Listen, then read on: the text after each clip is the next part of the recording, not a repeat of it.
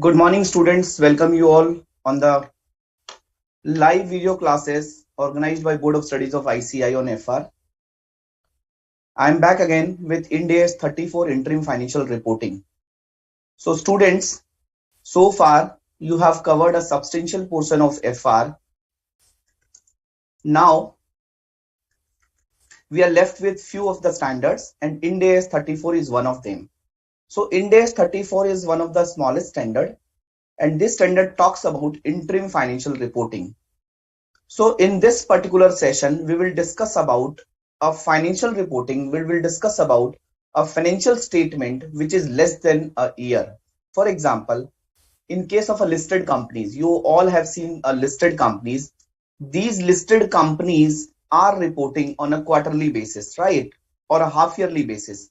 For example, if it is a equity listed companies, they are reporting on a quarterly basis. If it is a debt listed companies, they are reporting on a half yearly basis, right? As per the SEBI LODR requirement, right?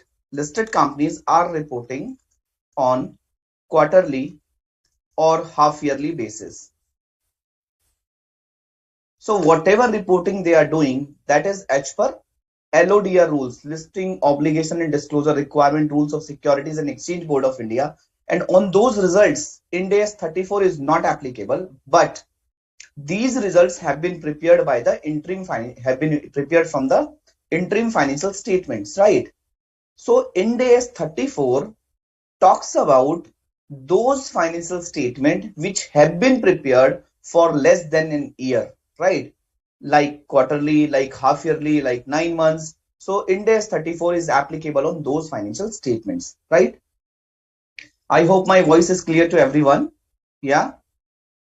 Is it clear to everyone? Good. So friends, now in this standard, we will talk about interim report. We will talk about what is meant by interim period. We will talk about what is meant by interim financial statement, right? So one by one, we'll talk about and we'll cover all these aspects. Okay. So first of all, let me talk about what is meant by interim period, right? Interim period. So interim period means any period for less than 1 year. Period for less than 1 year. Okay. Like say quarterly, half yearly, etc. For example, let's say this is a complete year. Okay, this is a complete year. Let me draw this line like this manner. This is a complete year. So this is, let's say, 12 months. This is 12 months, right? This is 12 months.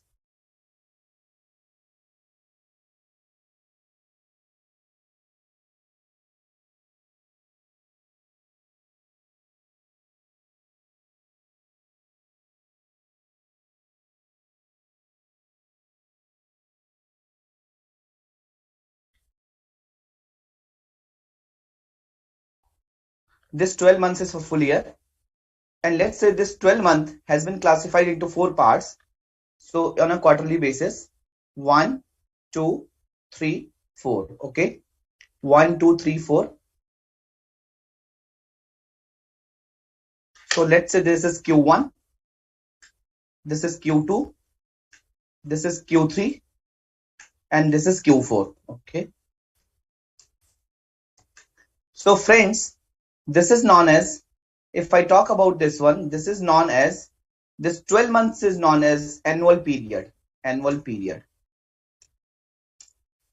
And this Q1, Q2, Q3, Q4 is known as an interim period. Interim period.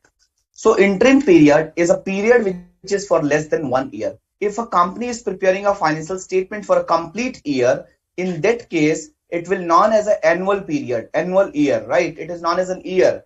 But when an entity is preparing a financial statement for less than 1 year, it is known as an interim period. Okay, like quarterly period, half yearly period. Okay, in case of debt listed companies, they are preparing their results on a half yearly basis. Equity listed companies are preparing on their results on a quarterly basis. Now the question comes, sir, whether Ind AS 34 is applicable on on SEBI results, on results to be published as per SEBI requirement. Answer is no. Ind AS 34 is not applicable to SEBI results, right? Answer is these results have been prepared as per SEBI requirement, as per SEBI LODR requirement, and Ind AS 34 is not applicable to them, applicable to these results. Ind AS 34 is applicable to the interim financial statement, statements, okay, and these results have been prepared or extracted,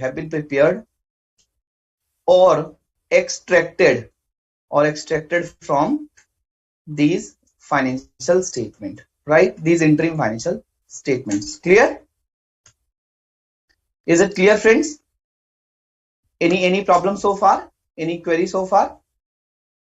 Second question, sir, whether Ind AS 34 talks about on which entities Ind AS 34 is applicable, or whether Ind AS 34 mandates the applicability of interim financial reporting. Ind AS 34 does not tells you to prepare the interim financial statement, right? If you have decided, or for example, due to any other law or regulation, if you are required to prepare interim financial statement, then Ind AS 34 comes into play, right? Then you have to apply Ind AS 34 for preparation of interim financial statement, right? So Ind AS 34, I would request each one of you, please note down these things. Ind AS 34 does not mandate to prepare interim financial statement,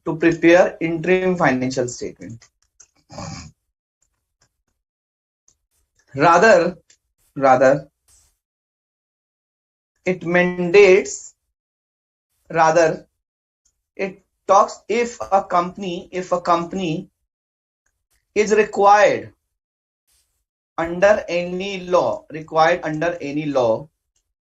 say SEBI LODR, right? Any law, say SEBI LODR, to prepare the interim financial statement, or results. Either it is required under any law, or the company has decided to prepare. I will write interim financial statement as IFS, okay? Or the company has decided to prepare interim financial statement, then Ind AS 34 tells about how to prepare and present interim financial statements, right? How to prepare and present interim financial statement. Is it clear? So Ind AS 34 does not mandates that you have to prepare interim financial statement, right? It is not governed under Ind AS 34.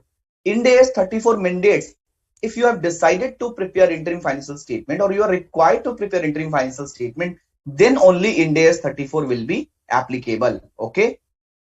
Next question. I hope you guys are clear on this. So we talked about interim period. We talked about interim period is less than 1 year, right? So we are only talking about interim period. So we have only talked about interim period so far. What is meant by interim period? Less than 1 year, say quarterly, say half yearly, right? So the results which we are preparing, like limited review results, okay, unaudited results, audited results, you have seen that the SEBI results interim financial reporting, Ind AS 34 is not applicable on those results, but it is applicable on the interim financial statement from which these results have been derived, right? What is the difference between a results and a financial statement? If you have seen the SEBI results, so for example, in the month of June, in the June quarter, in Q1, these results were only including the P&L and some notes to accounts, right? But as far as financial statements are concerned, financial statements are covering your balance sheet, your P&L, your cash flow statement, statement of changes in equity, and some notes to accounts, right? So the results which have been prepared or presented under SEBI guideline are extraction from the financial statement. These are the very few things which are required to be disclosed under the SEBI results, right?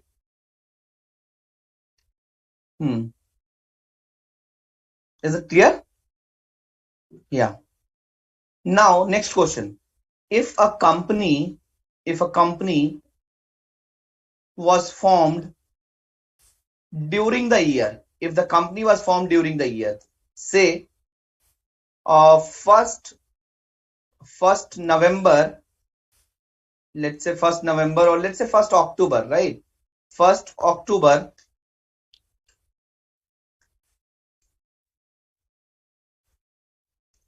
2021, right?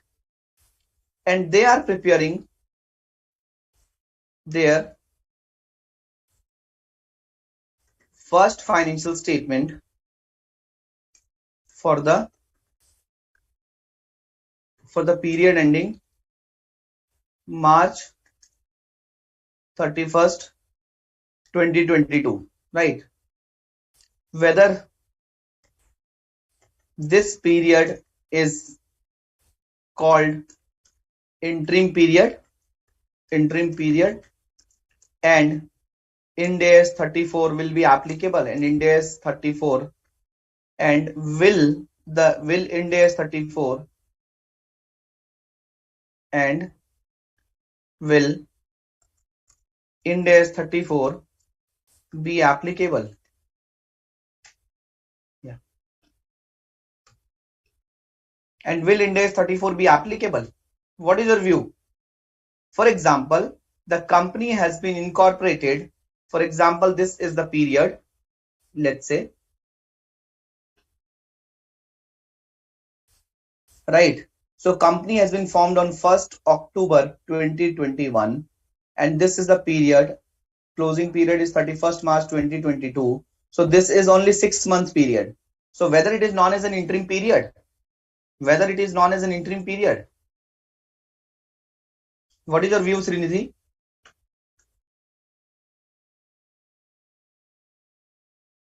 This is not known as an interim period. Why? Because these are the company's first financial statement. Interim period are those period when the company is into existence for a year, right? And they have decided or chosen to report a financial statement which is for less than 1 year. But here, they are not choosing, they are not deciding. Here, the company has been formed only during the year, right? Only during the year. And that is why this period is for less than 1 year, okay? Because you cannot say that the company has to incorporate always on 1st April, right? The company cannot, it is not a rule that the company has to, formed on 1st April. The company could be formed on 25th of November. The company could be formed on 13th of December. It could be any date, right? So in the first year of incorporation, if a company is preparing its financial statement, of course it would be for less than a year, but interim financial reporting standard will not be applicable on those financial statements because it is not considered as an interim period, okay? So this is not considered as an interim period because the company has not chosen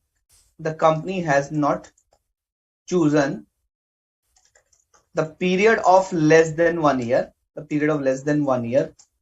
rather the company has to prepare the first financial statement which is less than an year due to the incorporation during the year, right? During the year, there is no choice. Clear? Hence, these financial statements shall not be treated as an interim financial statement. Hence, these financial statements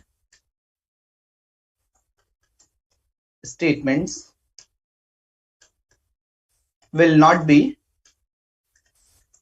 treated as interim financial statements, right? These financial statements will not be treated as an interim financial statement.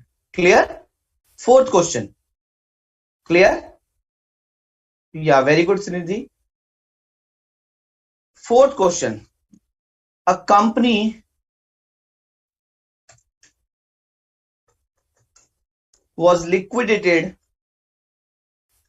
on, let's say, 30th September 2021, right? They have prepared their last financial statement. They have prepared their last financial statement for 6 months ending March 31st, 2022. Whether it is called as an interim period, and will Ind AS 34 be applicable? Will Ind AS 34 be applicable? What is your view, guys? Whether in this case Ind AS 34 will be applicable? What is your view? Yeah, what is your view?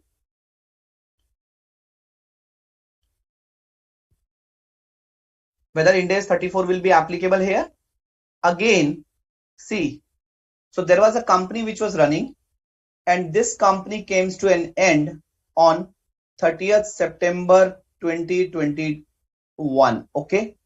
So the life of the company has come to an end. In the last question, we are talking about birth of a company. Now we are talking about the death of a company, right? So in this case, this is not considered again as an interim period, and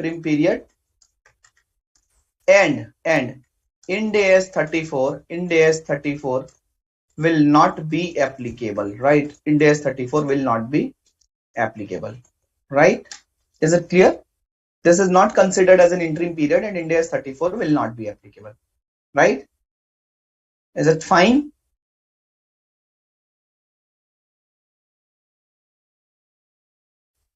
Sheena is asking, if a company has chosen to prepare interim financial statement in a year, then will it mandate the company to prepare interim financial statement in subsequent years? So Sheena, it is not mandatory, right? Generally, the interim financial statement reporting requirement comes from a law, right? Or a company voluntarily prepares interim financial statement. For example, I'll take two examples here. For example, a company got listed during the year, right? So once it got listed, there is a requirement to prepare interim financial results, okay, as per the SEBI guideline. And for preparing interim financial results, the company has to prepare interim financial statement, right? So in this case, Ind AS 34 will be applicable. And for example, next year, the company goes delisted, right? The company goes delisted. In that case, there is no any requirement to prepare interim financial statement as per the SEBI law, because the company is no more a listed company, right? Second could be, for example, I was working in a company which was not a listed company, but our parent company was a listed company, right? And since parent company was a listed company, they have to prepare their interim financial statement on a quarterly basis as standalone as well as consolidated financial statement. For preparing their consolidated financial statement, they want us to prepare our financial statement as well. So in that case, we were preparing interim financial statement on a quarterly basis, right? For example, this company is no more a subsidiary of this listed company. Okay. In this case, there is no any requirement to prepare interim financial statement, right? So if there is a requirement to prepare interim financial statement according to law, or the company has decided to prepare interim financial statement due to the group reporting requirement, in that case Ind AS 34 will be applicable. But it is not mandatory that if you have started publishing your number, or if you have started preparing interim financial statement in a particular year, it will be mandatory to apply in a subsequent years. Okay, it is not applicable. Clear? Any other question? Srinidhi, Mahendra, I think everyone is clear so far. Great. So guys, we talk about 4 scenario here. We talk about birth of the company, we talk about death of the company, right? We talk about whether Ind AS 34 talks about preparation of interim financial statement. No, Ind AS 34 does not talks about. It talks about how to prepare, right? It does not talks about when to prepare. It talks about how to prepare. If you have decided whether SEBI results, for example, when you look at the SEBI results in June or September, you will find a very limited things there, right? So of course, on those SEBI results, Ind AS 34 is not applicable. It is applicable on the financial statement, not on the SEBI results, right? So we talked about these things. Largely, this standard is applicable in a listed entity or in an entity whose parent is listed, right? Where the group entity is listed, right? Where they are required to prepare the interim financial statement. Okay. Now let's talk about the next part. So we talked about interim period. Now let's talk about financial reporting, right? Because the name of the standard is interim financial reporting. What is meant by financial reporting? Financial reporting means reporting of a financial information in a structured way using some rules and principles, right? Financial reporting means reporting of financial information in a structured way,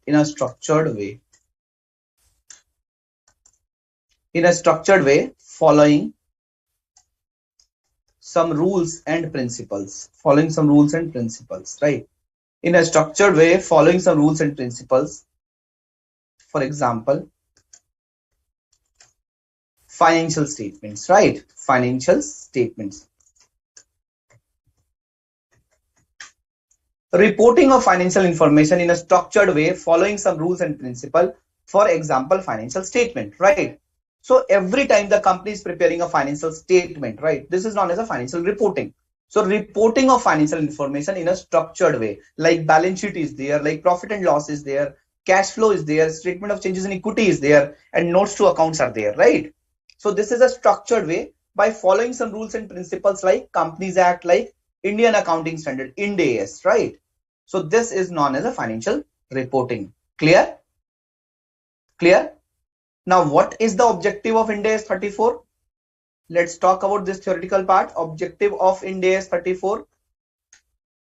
So we have already covered the meaning of interim period, meaning of financial reporting, and the name of the standard is Interim Financial Reporting, IFR. What is the meaning of, what is the objective of Ind AS 34? The objective of Ind AS 34, this standard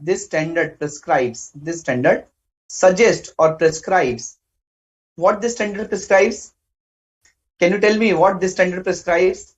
This standard prescribes first, minimum content of IFR, minimum content of interim financial report, minimum content of IFR, minimum content of interim financial report. Second, principles for recognition and measurement in interim financial report. Principles for recognition and measurement in IFR. IFR means interim financial report. So friends, this standard prescribes minimum content of IFR. If a company has decided to prepare interim financial report, then what should be the minimum content, right? Whether it should be full set of financial statement or it should be some limited information. So we'll talk about that, right?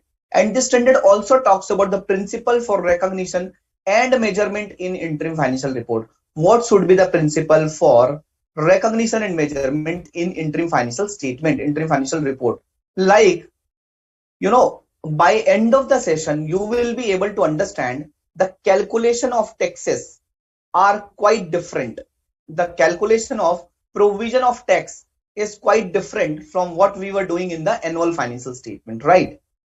For example, so this is one. The second one is, for example, if a company is into seasonal business, right? Like a company is into woolen business, the company is into like sugar industries, right? So if a company is into cyclical or seasonal business, so there could be a situation where the company has a huge profit in a particular quarter and the company will have losses in other quarter, right? Now the question arises, these all 4 quarters are part of a year. So should we scatter or should we proportionate this entire revenue into 4 quarters? Or let's say in case of a seasonal or cyclical business, Ind AS 34 says that if it is a seasonal or cyclical kind of thing, then you have to recognize the revenue, you have to recognize the expenses only when it will be incurred in that particular quarter, so that user will be able to understand, okay, why Q2 is much higher or why Q3 is much higher, because of the seasonality of the business, right? Why Q1 profits are lower? Because in Q1 there is no season for this company, right? But the product in which this company is dealing, Q2 and Q3 is an important season, right? Is it clear? Is it clear to everyone? Great. So objective of Ind AS 34 is to prescribe minimum content we will talk about, and principle for recognition and measurement in interim financial report, right? Coming to the scope part, what is the scope of this particular standard? This standard does not mandate which entity will prepare the IFR. I have talked about already. Does not mandate which entity will prepare IFR. Which entity will prepare IFR? What is IFR? Interim financial report. Okay. It does not talks about when to prepare IFR. It talks about how to prepare IFR. Okay. So once you have decided to prepare IFR, then this standard is applicable. Otherwise, this standard is not applicable on when to prepare interim financial report, right? Clear? Good. This standard is applicable if the entity is required or decided to prepare the IFR. So this standard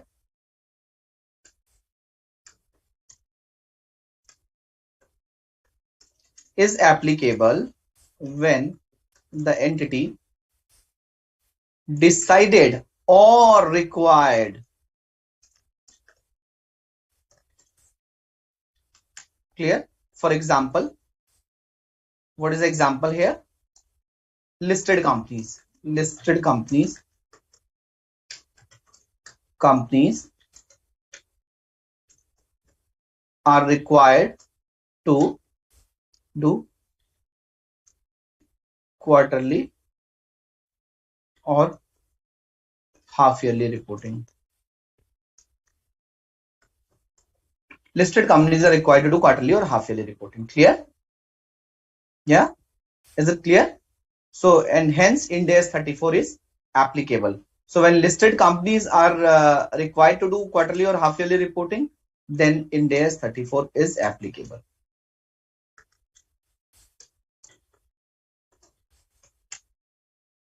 Good? Good to go? Good to go? Right? So coming to the definition again. So definition we have talked about, some important definitions. What is the definition of interim period? So definition of interim period we talked about.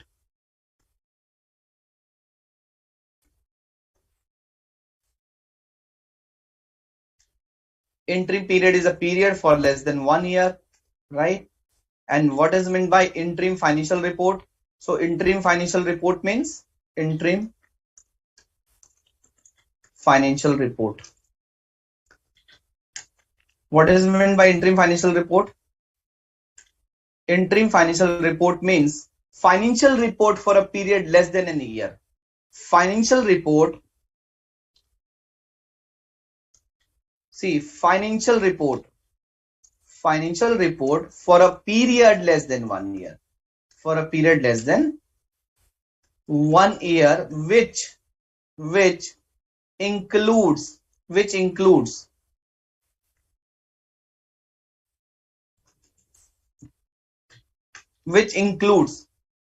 What includes? Which includes either a complete set of financial statement, which includes either a complete set of financial statements or a condensed set of financial statements which includes either a complete set of financial statement or a condensed set of financial statement. Now, sir, what is meant by a complete set of financial statement or what is meant by condensed set of financial statement? So let me talk about now these two things, right? So interim financial report, interim financial report.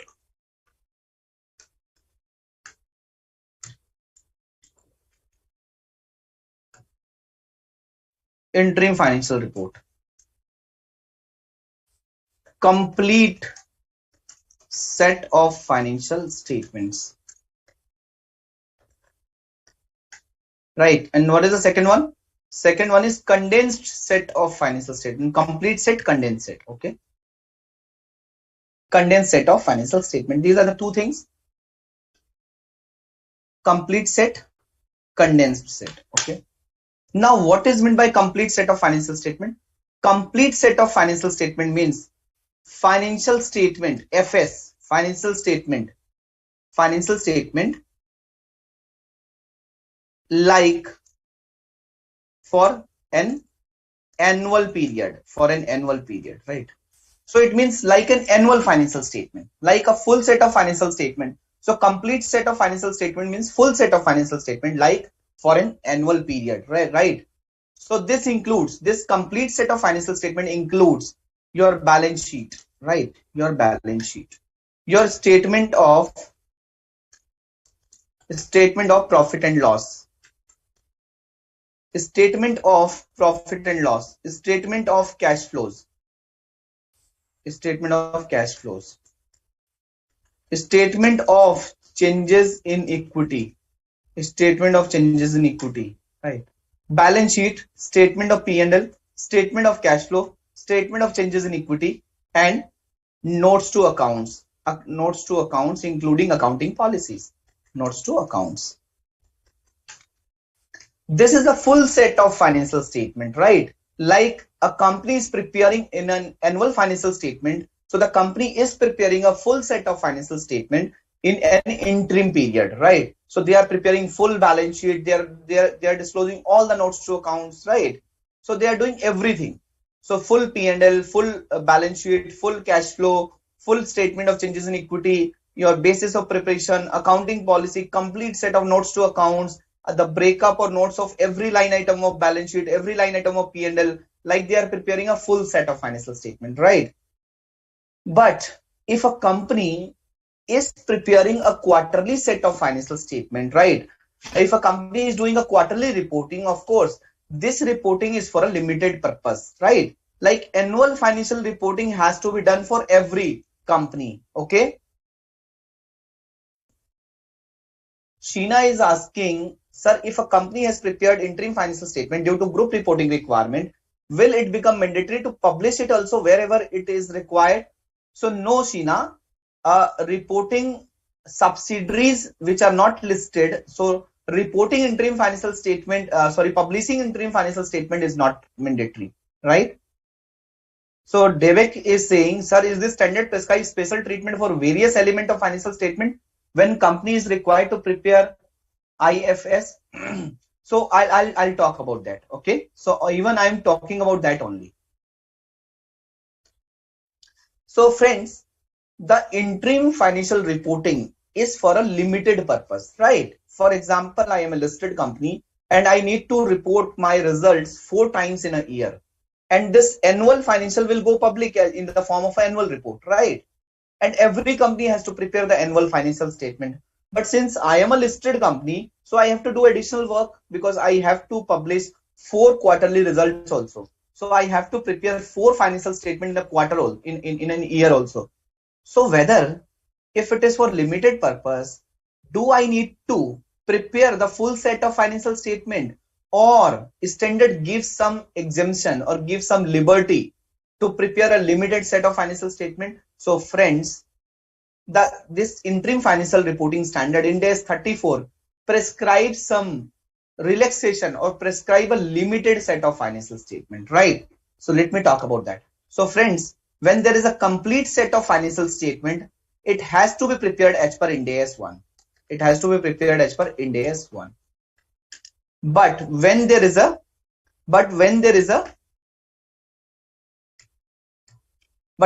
condensed set of financial statement, it has to be prepared as per Ind AS 34. As per Ind AS 34. Okay.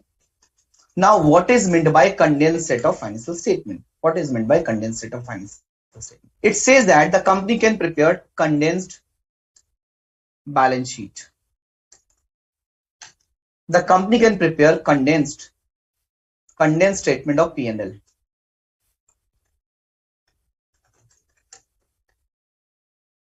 The company can prepare condensed statement of cash flows, right? Condensed statement of changes in equity and significant notes to accounts. Please see this. The word is significant notes to accounts. Okay. Significant or limited notes to accounts, which I will discuss.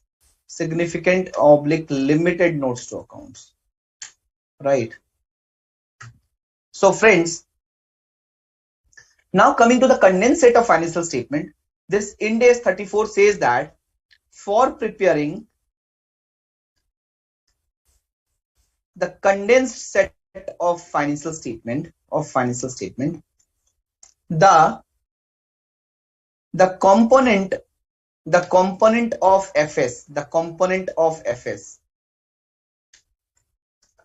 component of FS means balance sheet, P&L, statement of changes in equity, statement of cash flow. For preparing the condensed set of financial statement, the component of FS requires the presentation of major heading and subheadings,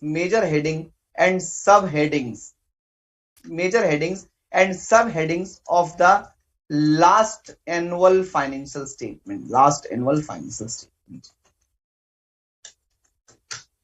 What does it mean? For example, if I need to prepare a condensed balance sheet,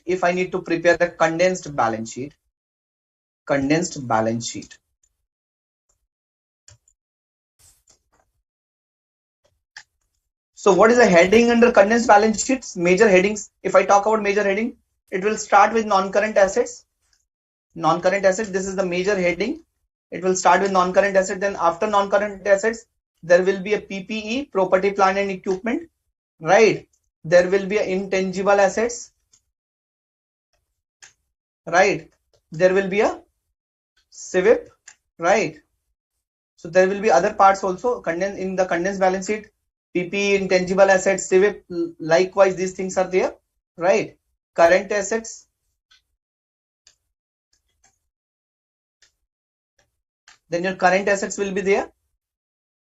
In non-current, current, there will be financial, non-financial will be there. So likewise, complete balance sheet will be there. What is the part which is missing in condensed balance sheet? The thing is, in the full annual set of balance sheet, there will be a note referencing also for every line item. Like for PP, intangible assets, CWIP, right? You must have seen that, no? Note number. You must have seen that this word note number, then your current year number, then your last year numbers. So this entire set of notes are not required. This note numberings, this note referencing, these notes to accounts are not required in the condensed balance sheet, in the condensed P&L, although the balance sheet is a complete balance sheet. But why it is known as a condensed balance sheet? Because the note referencing, the complete set of breakup, the complete set of notes to accounts are not required in interim financial statement. The limited notes to accounts are required, which I will talk about, right? Understood? But in an annual financial statement, all the breakup, all the notes to accounts are required. Clear? Is it clear? So in condensed statement of P&L, you have to prepare a condensed statement of P&L, means complete P&L, like your profit after tax, like your revenue, expense, PBT, tax, profit after tax, other comprehensive income, right? So these all are completely required. These all are completely required. Understood? Then coming to the condensed statement of cash flows. So of course, in condensed statement of cash flows, the company can present the major headings and subheadings. For example, so let me show you one of the balance sheet, and then let me talk about this interim financial reporting. Okay. Please confirm if this balance sheet is visible, guys. Please confirm if this balance sheet is visible.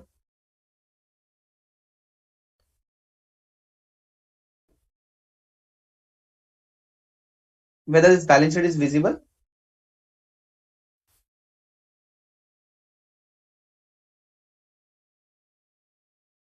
So this is a full set of balance sheet. Okay. This is not a condensed set of balance sheet. This is a full set of balance sheet.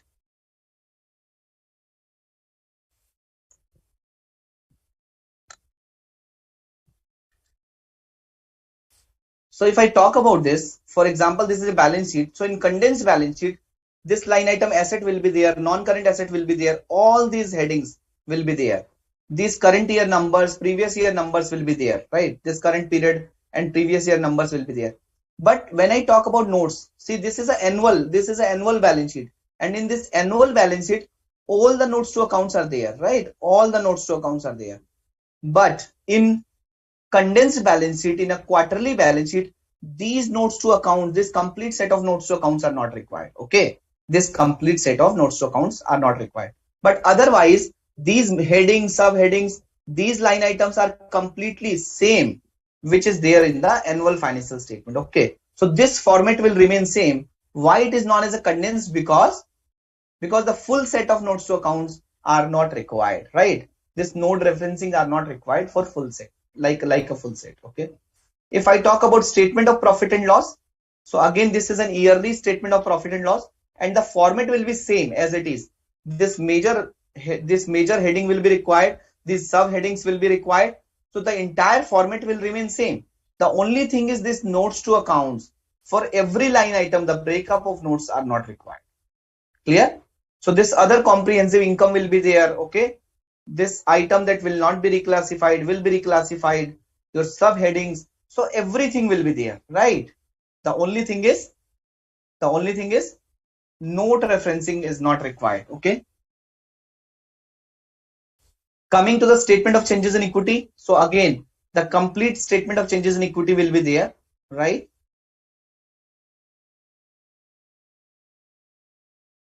Coming to the cash flow. In cash flow, the company can show this cash flow from operating activities, profit before taxation. The company can show operating profit before changes in asset and liabilities, cash generated from operation, and net cash flow from operating activities. So these major heading and subheadings are required. Then coming to the cash flow from investing activities, net cash flow from investing activities. This line item, net cash flow from financing activity, net increase or decrease in cash and cash equivalent, opening cash, closing cash. Okay. Only these major headings and subheadings are required. Sir, if I am preparing a condensed statement of cash flows, can I prepare the complete set of cash flow? Yes, you can prepare. Like we as a listed company are also preparing a complete set of cash flow in our quarterly financial statement, right? You can prepare. But standard has given you some relaxation, some exemption, and standard talks about that in a condensed balance sheet, you are not required to give these all the breakup of notes, these balance sheet line items in the notes to accounts, P&L line item in the notes to accounts, right? Your cash flow could be a major heading and subheading cash flow. The statement of changes in equity is again a same kind of changes in equity and limited notes to accounts, right? This standard permits, right? This is permitted by the standard. Okay. Understood? Have you understood this? Is it clear to all of you? Is it clear to all of you guys?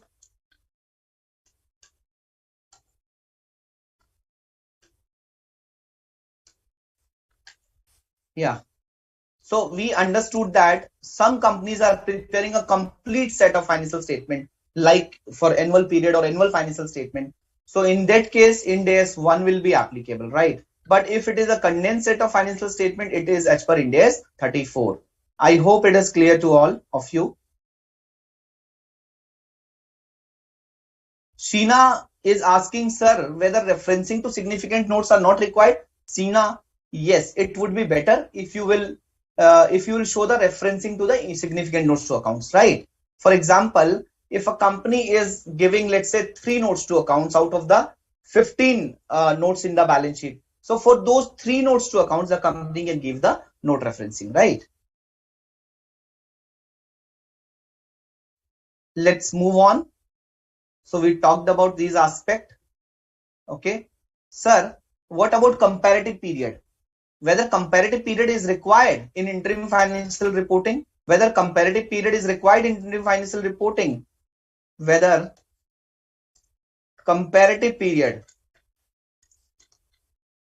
is required in case of condensed financial statement? Sir, as per Ind AS 1, we know that comparative is required, right? But whether comparative is required in case of condensed financial statement, or let's say in case of let's say completely in case of interim financial statement, in case of IFS, right? Whether comparative is required in case of IFS? Yes, it is required. Yes, it is mandatory. Okay. Sir, if the company has been formed for the first time, of course, if it is for the first time, then there is no first Ind AS financial statement. There is no comparative. Okay. Sir, then comparative is for which period? Comparative is for which period? Okay. Which period?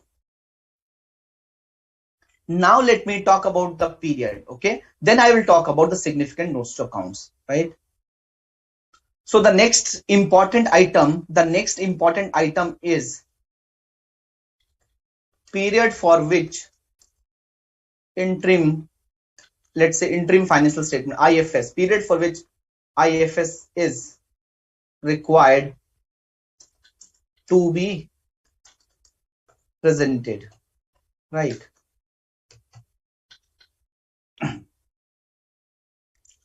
Infosys Limited is preparing its interim financial statement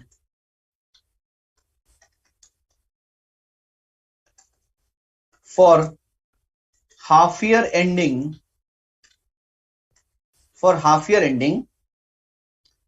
September 30, 2021. Infosys Limited is preparing its interim financial statement for half year ending September 30, 2021, right? Please suggest which periods needs to be presented. Please suggest which periods needs to be presented in the first IFS, right? Sorry, in the IFS. And this company is required to prepare IFS on a quarterly basis, right?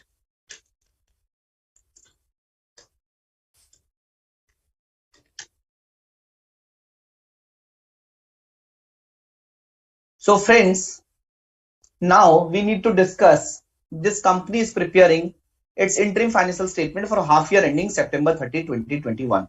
So now we need to discuss which period number needs to be presented here. So coming to the balance sheet. So balance sheet needs to be prepared as at which date? As at September 30, 2021. As at September 30, 2021. As at September 30, 2021, right?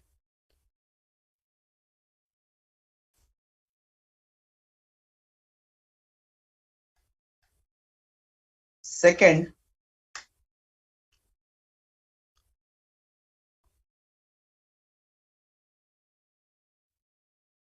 what is the comparative period, friends? What would be the comparative period? What would be the comparative period? This is current period. And what will be the comparative period?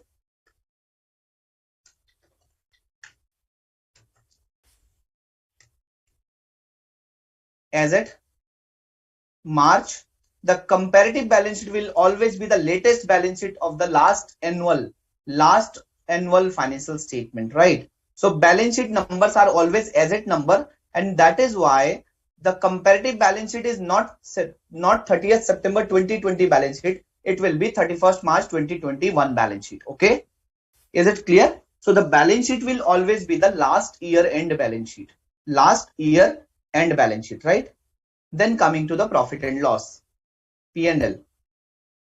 Tell me, what about the P&L? So the P&L will be, of course, 6 months ending. P&L will be 6 months ending.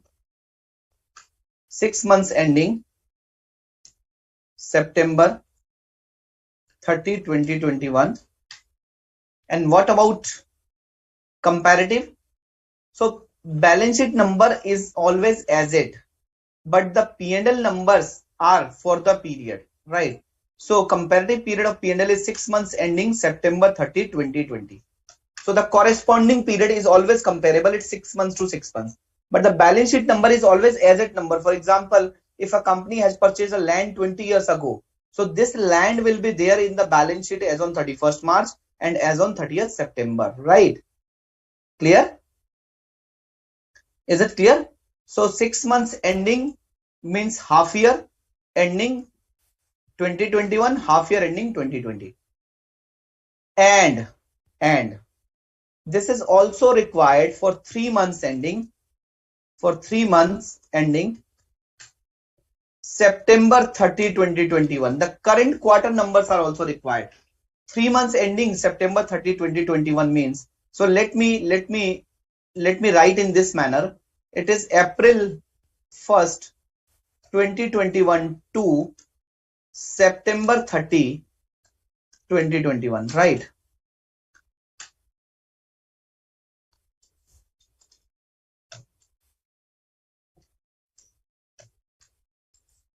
And this is July 1st, 2021 to September 30, 2021, right? And this is, so this is 6 months, 6 months ending. This is YTD, 6 months means YTD. And this is 3 months ending for the current quarter, right? So the current period and comparative period is required. And what is the comparative period? The comparative period is again for the same quarter of the last year. So July 1, 2020 to September 30, 2020, right? So it means current quarter numbers are required to be given. Current half year numbers are required to be given. Same way corresponding quarter of the last year numbers needs to be given, and the corresponding half year numbers needs to be given. Why? For example, if a company is into seasonal business, woolen business, right? So that the user of the financial statement will be able to understand, okay, in this quarter, in Q2, it is in Q2 the sale is much higher, right? Due to the cyclical or seasonal effect, the Q2 numbers of the last quarter and Q2 number of this quarter seems comparable, right? Understood? Is it clear to all? Is it clear to all of you? Right? Statement of changes in equity. And what about statement of changes in equity? The statement of changes in equity is always half year in this case, right?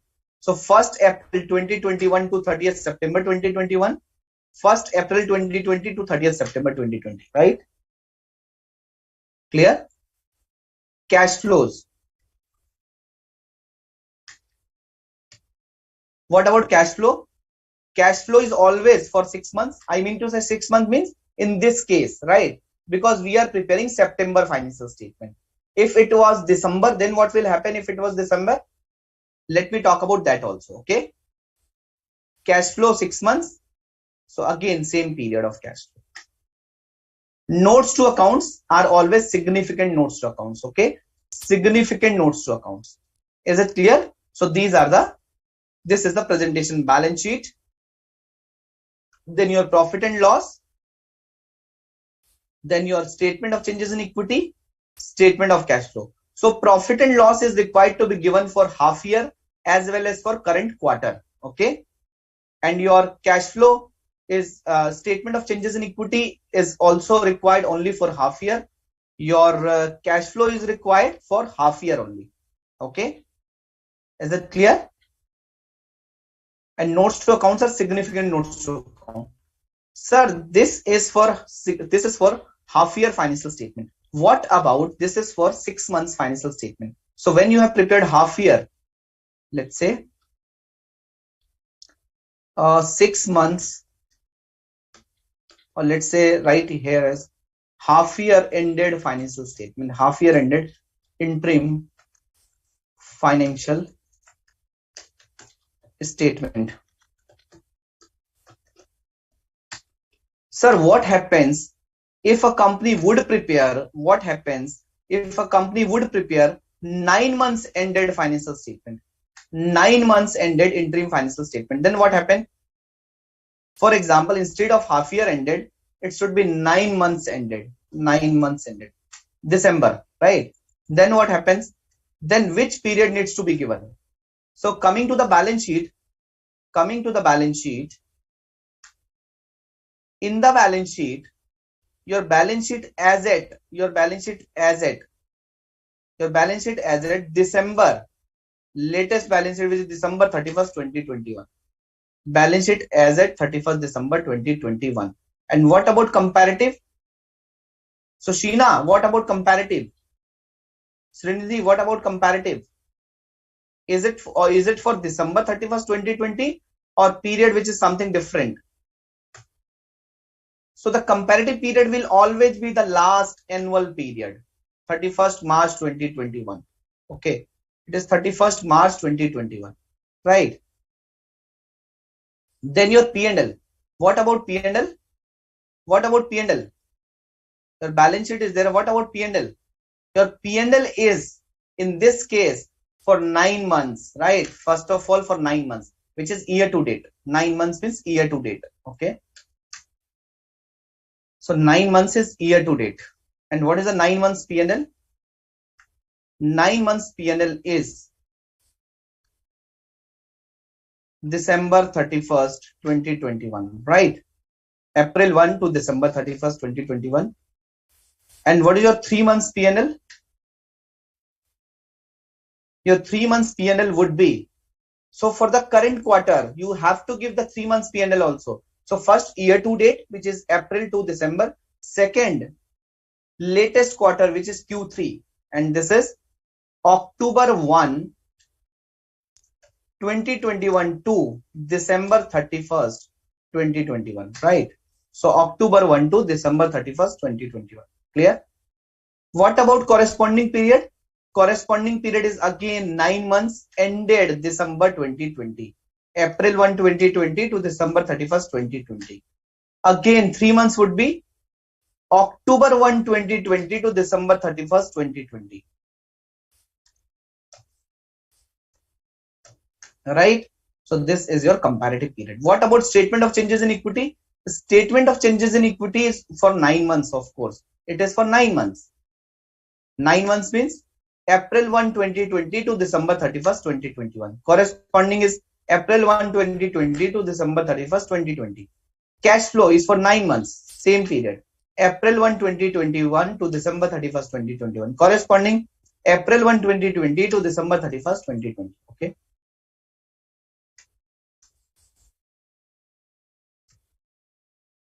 Clear? I hope it is clear to everyone.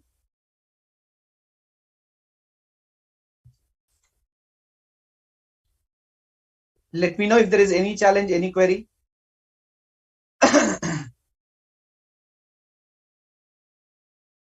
Perfect. So we talked about this in these periods, interim periods. We talked about condensed set of financial statement. In condensed set of financial statement, balance sheet will be there, but it is condensed balance sheet. P&L will be there completely, but it is condensed. Why condensed? Because every line item breakup is not required in the notes to account. Condensed statement of cash flow, I talked about that major heading and subheadings are sufficient. But if company wants to give cash flow, the company can give cash flow. But under Ind AS 7 or Ind AS 1, not 1, Ind AS 7, there is a requirement of, some reconciliation also, like reconciliation of financing activities. Like in case of a bank overdraft, you have to provide some reconciliations. So right, in those cases, in case of a condensed set of financial statement, these kind of reconciliations are not required in condensed cash flow statement, right? So condensed statement of changes in equity, again we have talked about, it is same format. The only thing is explanations are not required, like nature and purpose of reserves, which is required in Ind AS 1 and Schedule 3. Okay, and then significant or limited set of notes to accounts are required. We are not talking about the full set of financial statement because we have already covered Ind AS 1. So we are reading, or we are understanding Ind AS 34, right? So that is why we are only talking about the condensed set of financial statements. I hope everything is clear so far. So I have prepared complete notes for Ind AS 34. So I will share this Excel, and you can download this Excel from Board of Studies portal. And this is your complete notes to accounts. This is complete, not notes to accounts. This is complete class notes. Okay.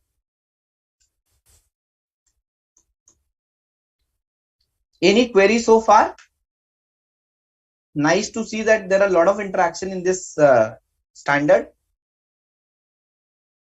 So depreciation would be calculated, Srinidhi, on a time base, on a time proportionate basis. For example, the opening balance of building opening balance of building is, let's say, 10 lakh rupees, right? And useful life is 10 years. So on a first quarterly financial statement, interim financial statement, the depreciation has to be charged for 3 months. For example, full year depreciation is 1 lakh. So quarter depreciation is 25,000. Okay. Clear? And how the tax would be calculated? So there is a special treatment of calculation of tax that I will cover. Okay. Just give me some time. I will cover that part. So friends, now let's talk about significant notes to accounts. Significant notes to accounts, or significant events in transaction, right? So notes to accounts, significant events and transaction.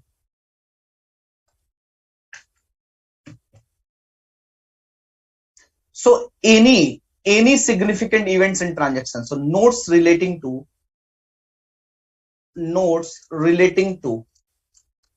any significant events and transactions are required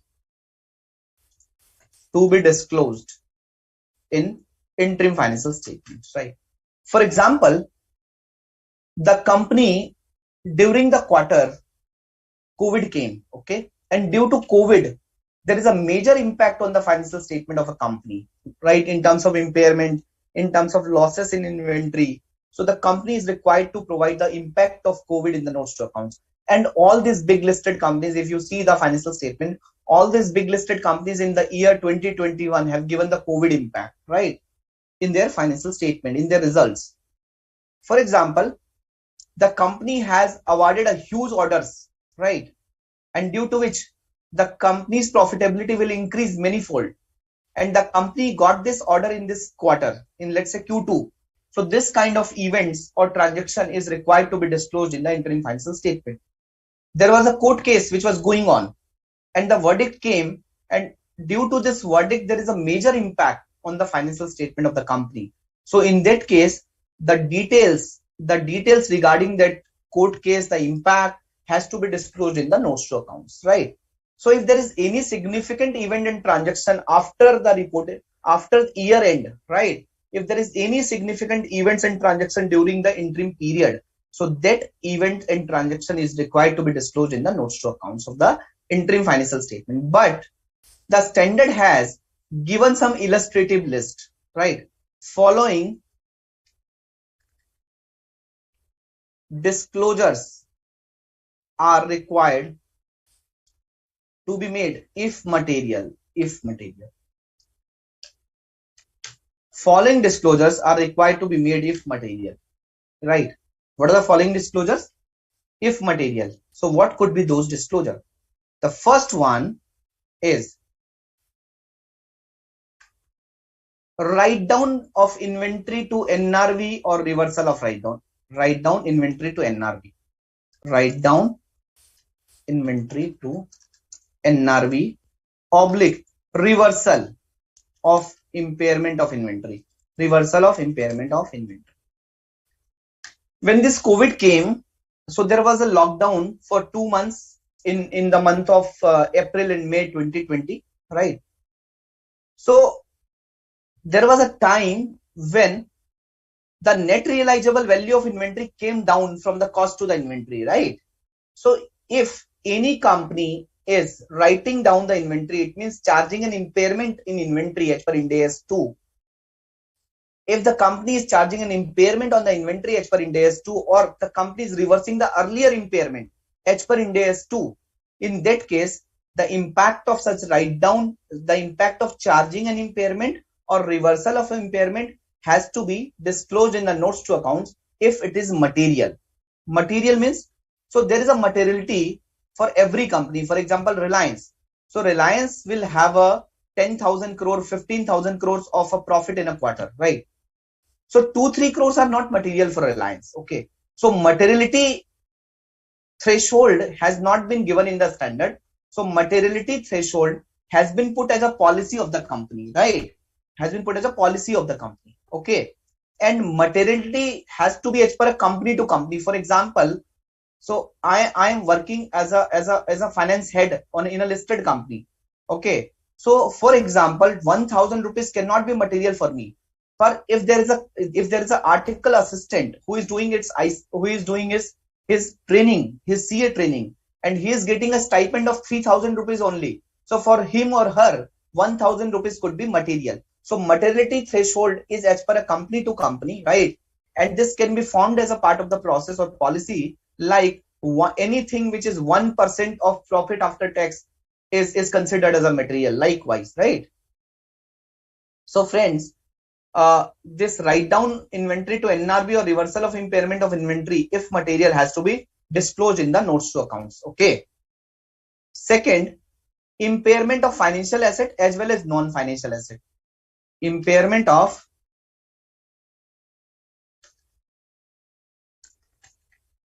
financial asset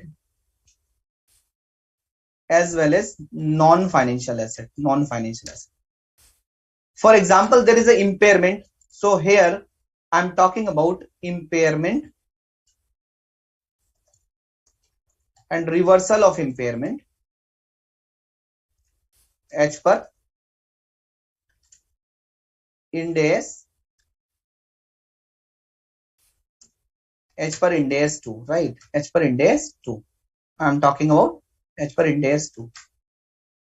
Here I'm talking about impairment of financial assets like equity instruments, debt instruments, right? Your mutual fund, right? So I'm talking about your trade receivables. I'm talking about impairment as per Ind AS 109, as per Ind AS 109 and Ind AS 36 on property, plant and equipment, on intangible assets. So I'm talking about impairment as per Ind AS 36 as well, right? Impairment as per Ind AS 109 and Ind AS 36. Okay. Impairment as per Ind AS 109 and Ind AS 36. Clear? Is it clear?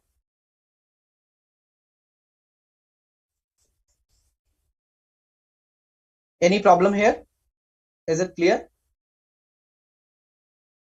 Impairment as per Ind AS 109 and Ind AS 36.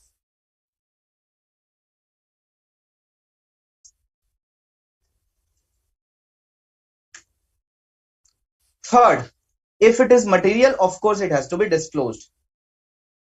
Reversal of any provision for restructuring, right? The company is relocating its factory from one location to another location, right? The company is shifting its operations, right? The company is cutting down its operation, right? So if there is a restructuring which is going on, so the provision is required as per Ind AS 37. This is as per Ind AS 37. Okay. Provisions, contingent liability and contingent asset. So I'll teach you this particular standard as per Ind AS 37. Okay. So in this case, if there is any provision for restructuring, so that provision for restructuring is, of course, if material, so that has to be disclosed. But if there is a reversal So in the last quarter or in the last year, we have created a provision which requires reversal now. For example, there is change in plan, or of course there is some buffer provisions. So in that case, if there is any reversal, it will require your disclosure in the notes to accounts. Okay. D point. So this is an illustrative list. Okay. This is not a exhaustive list. This is an illustrative list. Acquisition and disposal of property, plant and equipment. Acquisition and disposal of property, plant and equipment. The company has acquired fixed assets, the company has sold fixed assets, right? So generally what the companies are doing, we listed company, because I works with a listed company. So what we are doing, we are providing an entire schedule for property, plant and equipment, like my opening gross block, addition during the year, deletion during the year, closing gross block, opening depreciation, addition during the year, deletion during the year, closing depreciation, right? Closing at debt, then opening net block, closing net block. So we are providing all this information, right? Acquisition and disposal of PPE, right? Capital commitments, then capital commitments.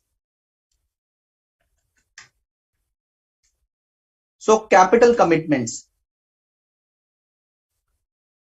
like the company has issued a purchase orders, right? You understand about what is capital commitment. So the company has issued a purchase order for let's say for purchase of a capex material for 10 crore rupees, and the company has already purchased a capex material of 2 crore rupees. So the remaining 8 crore is considered as a open commitment, right? The remaining 8 crore is considered as a capital commitment, right? Litigation settlement. If there are some litigations which are going on, right, and there are settlements of litigation, okay, so the impact of settlement of litigations are also required to be disclosed in the notes to accounts, of course, if it is material. Contingent liability are also required to be shown in the interim financial statement, right? You understand contingent liability, okay? What else? Correction of prior period errors. If there were some prior period errors in the last quarter and now there is a correction, so or in the last year there are some prior period errors are there, and now the company is correcting those errors. So correction of prior period errors are also required to be disclosed in the notes to accounts. So the notes to accounts as per Ind AS 8 implications will be there. Ind AS 8 implications will be there, and you know all the disclosures relating to Ind AS 8 will be there in case of a correction of prior period errors, right?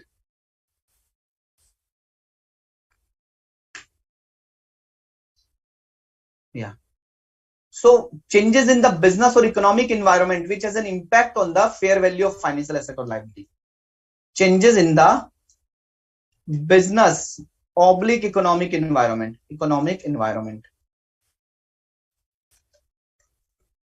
which has an impact on the fair value of the financial asset or liability.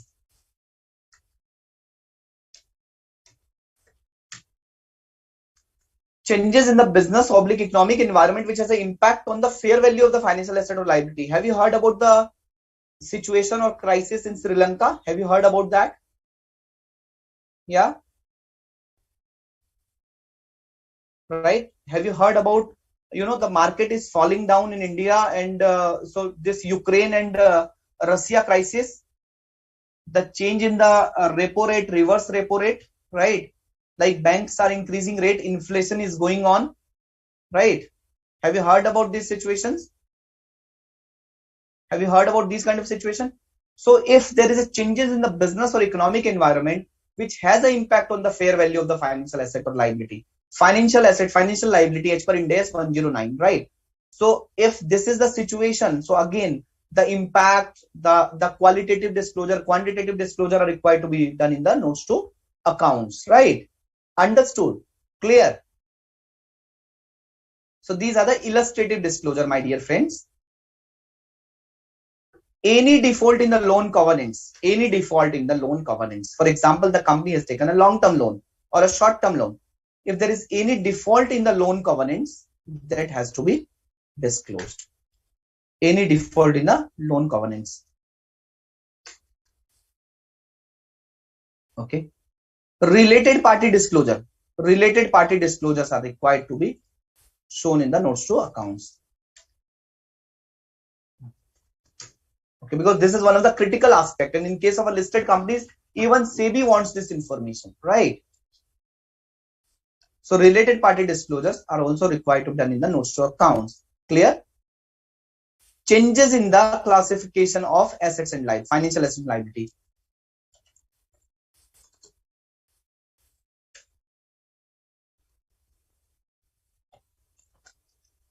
I'm sure that you guys have already covered this financial instrument standard, right?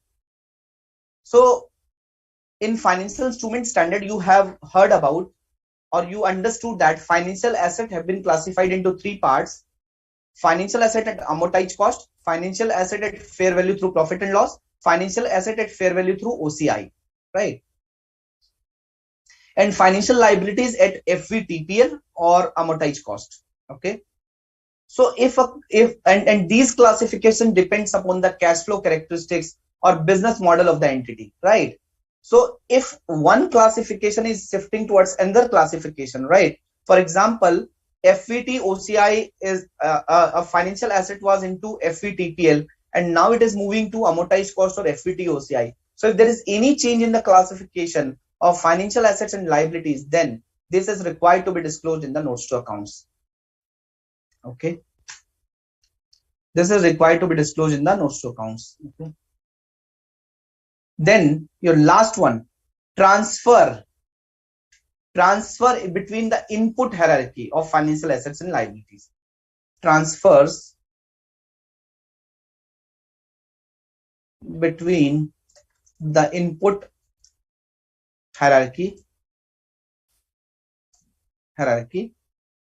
transferred into between the input hierarchy in the financial assets or liability. So this is as per Ind AS 113, and this is as per Ind AS 109. This is as per Ind AS 24, right? So friends, you guys have also covered Ind AS 113 fair value measurement, and there are level 1, level 2, level 3, right? There are three input levels: level 1, level 2, level 3. If it is a quoted investment like mutual fund or like Infosys share, so if a company has a share of Infosys, Reliance, Bharti, so these are the listed companies. These shares are traded on a stock exchange, and everyday price is available, right? So these are known as a quoted prices. So this is a level 1 input. If the financial asset or liability is not quoted, but there are observable inputs, right? So basically the fair value can be arrived with some adjustment. It is known as a level 2 input, right? And when you have to do complete valuation thing, then it is level 3, right? It is level 3. So friends, if there is a change in the input level, for example, earlier this stock was getting traded, so that is why we have taken the market price from the market. But since last 3 months, the trading in this stock has been stopped. So there is no market price available. So we are putting some adjustments. So now in the last quarter, it was level 1 input as far as fair value is concerned. Now it is level 2 as far as fair value is concerned. So this is considered as so this is moving from level 1 to level 2. So this kind of changes, this kind of movement is required to be disclosed in the notes to accounts, right? So when I have read contingent liability, if there is any contingent asset, that is also required to be disclosed, right? So friends, it's 8:20 now. Let's have a 10 minutes break and we will start at 8:30, right? So we have covered this important part of significant events and transaction disclosure. So all the disclosure relating to significant events and transaction has to be made. And there are some illustrative list which is given in the standard, which I have just spoke about, right? So let's wait for 10 minutes. We will be back after the break.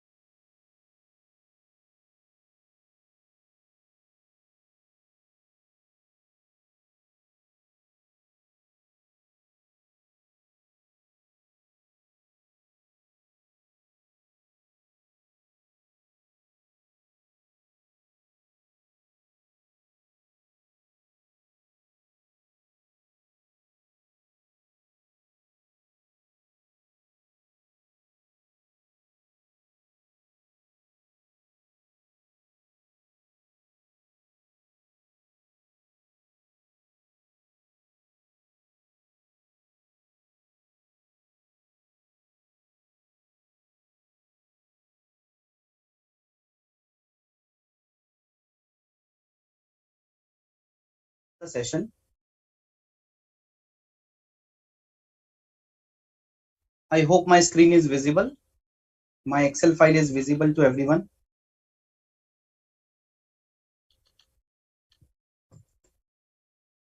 So before break, we have talked about significant events and transactions. Now we are talking about other disclosures. So we talked about if there are significant events and transaction, it is required to be disclosed, and not institute in Ind AS. So there are some disclosure which is given, some illustrative list of disclosure which is given. So if these are significant and material, these are required to be disclosed, right? So these are around 13 disclosures, right? This is the illustrative list of disclosure which is given by the standard. Now coming to the other disclosures, right? So other disclosure, even though it is not material, it is required to be given.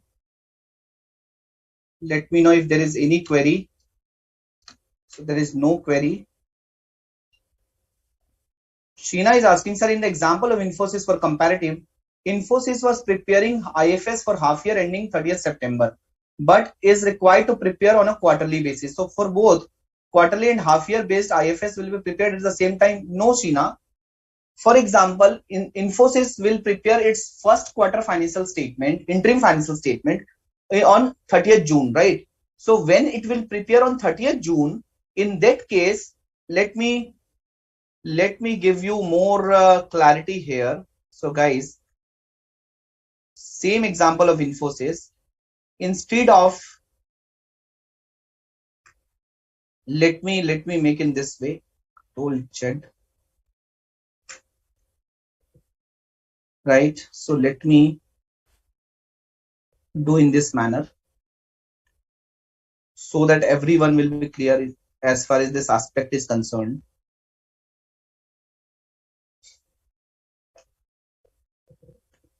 Just a minute.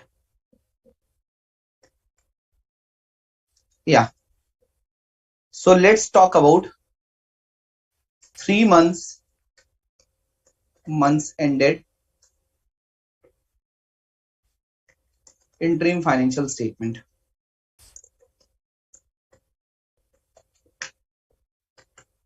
Three-months ended interim financial statement, right? Current period, comparative period.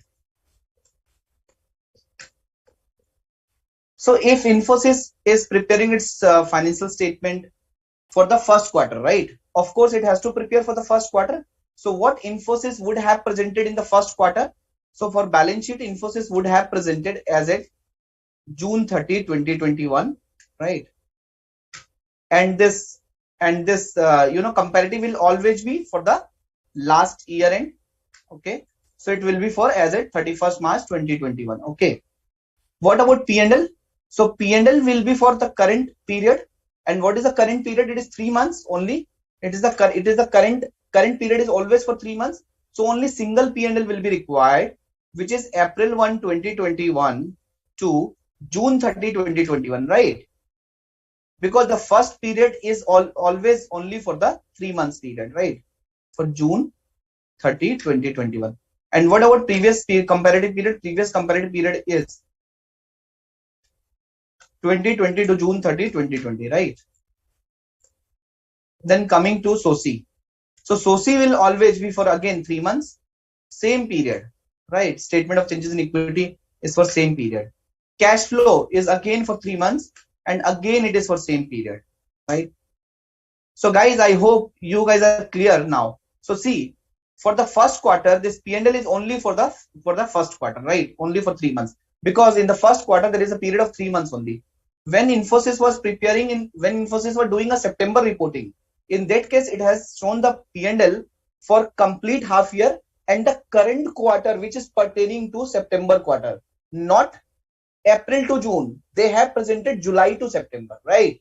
So what is my current quarter? What is the current quarter of the half year performance? Not for the previous quarter of the half year performance.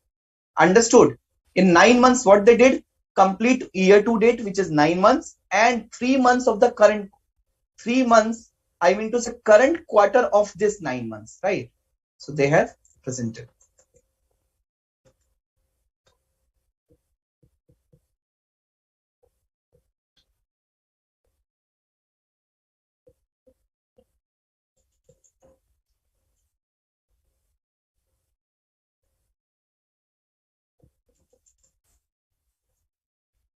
Clear?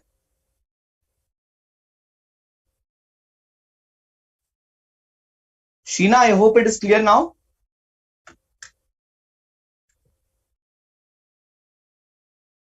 Yeah. So guys, now let's talk about other disclosures. Okay. So let's talk about other disclosures.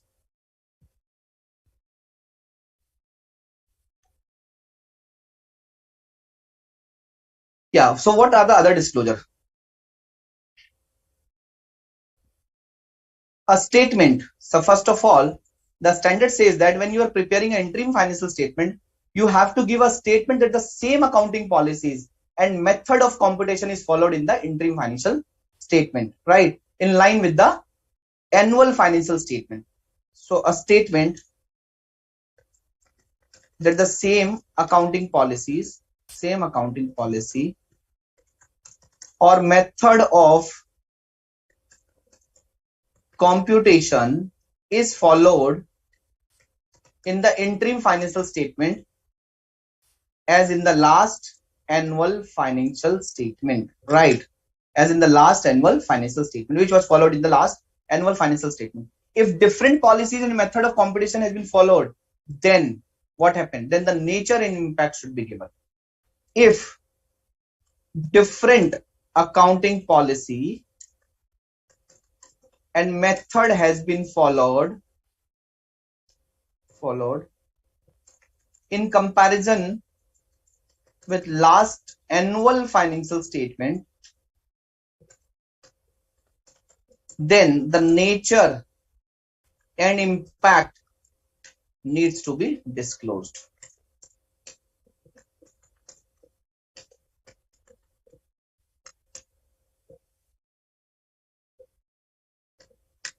A statement same accounting policy or method of computation is followed in the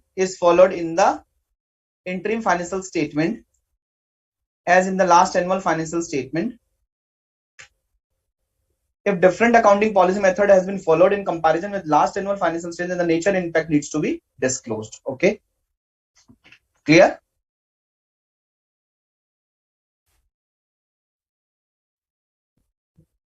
Then if a company is engaged or the nature of the business of the company is seasonal or cyclical, right? Then you need to explain the comments. Then you need to explain about the seasonality or cyclicality of the interim operations, right? So then you need to disclose, explain the seasonality or cyclical nature of operations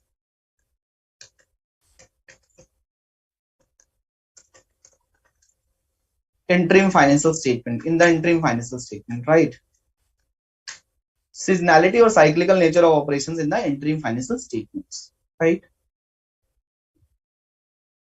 Exceptional items, if there are exceptional items. So why this B point is required to be given, even though it is not material, it is required to be given so that the user of the financial statement would be able to understand that in comparison to Q1 and Q2, for example, there is a huge profit in Q2 and there was a very less profit in Q1. So why so? The user will be able to understand that why every quarter is a abnormal quarter, right? In the first quarter there is a windfall loss, in the second quarter there is a windfall gain, right? So this is all about seasonality or cyclicality. And if it is a seasonal or cyclical impact, it has not to be scattered over the year. It has to be taken into the quarter in which it is relating to, right? I hope it is clear to everyone, friends. Then the third one is exceptional item. In Ind AS 1, you have learned that the exceptional items are required to be disclosed separately. Exceptional items are required to be disclosed separately, right? In the P&L. So if there is an exceptional item, its nature, its impact, so why it is considered as an exceptional, these sort of disclosures are required in the notes to accounts, right? In the P&L, it has to be shown as a separate line item, okay? But in the notes to accounts, its explanation should be given, right? Nature and change in estimates from last interim periods or last annual year, right? So nature and change in estimates, nature and change in estimates. So for example, the useful life of the property, plant and equipment has been changed, right? So nature, so what what estimate has been changed? So of course, useful life has been changed. And what is the nature? Nature is useful life of PP. And what is the impact? So nature and change in estimates from last interim period or last annual period, right? So this is required to be disclosed. Its nature and impact as, right? Is it clear? Is it clear, friends? Issue, purchase, or repayment of equity and debt securities. Equity and debt securities. It means if there is any change in the capital structure, if there is any change in the capital structure, there is an issue of, there is a purchase of equity or debt security, there is a repayment of equity or debt security. So this is required to be disclosed. Okay. Then if the company has declared or paid any dividend during the interim period, so dividend paid or declared, this is also required to be disclosed.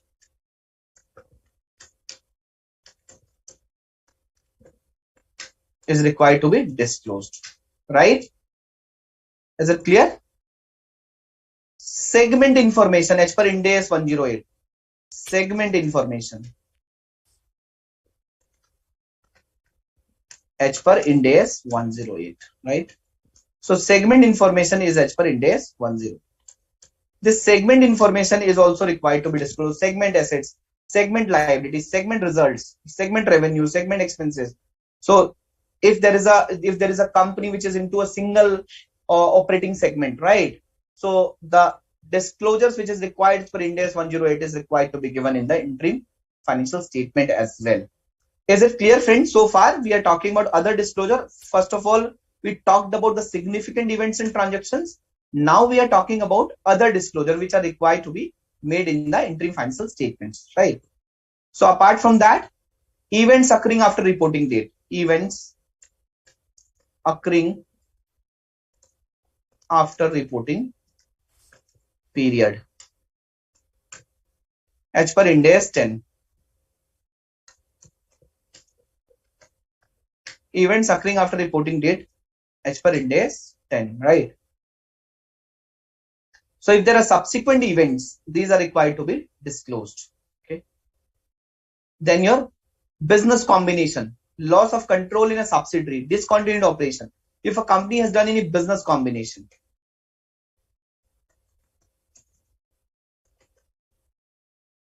there is loss of control in a subsidiary. There was a subsidiary and the company was having a stake of 70%.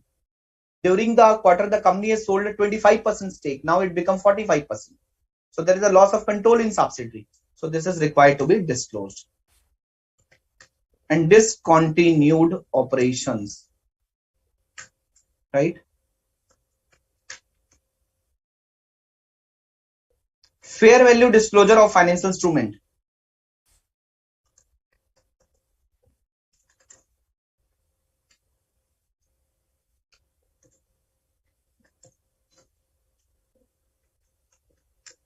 Fair value disclosure. For example, there is a mutual fund, right?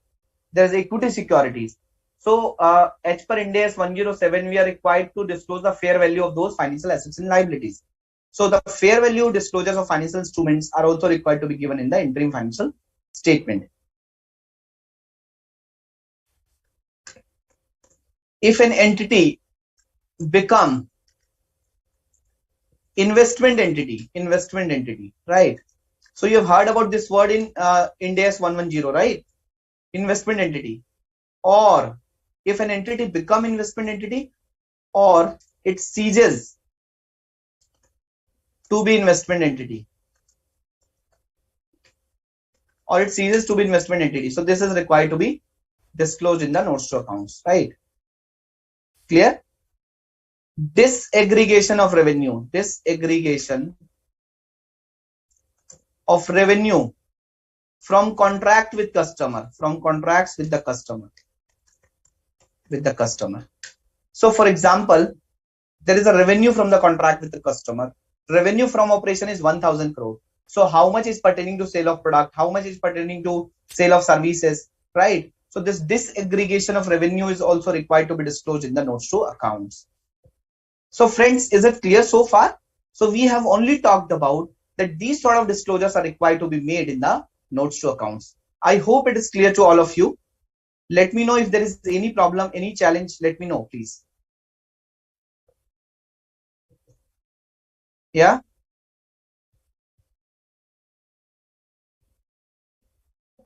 Let me know if you have. So just I'll take a pause of 15-20 seconds and I'll wait for your query, or if you have any concern, any query, so I'll wait for that, then I'll move on. Okay.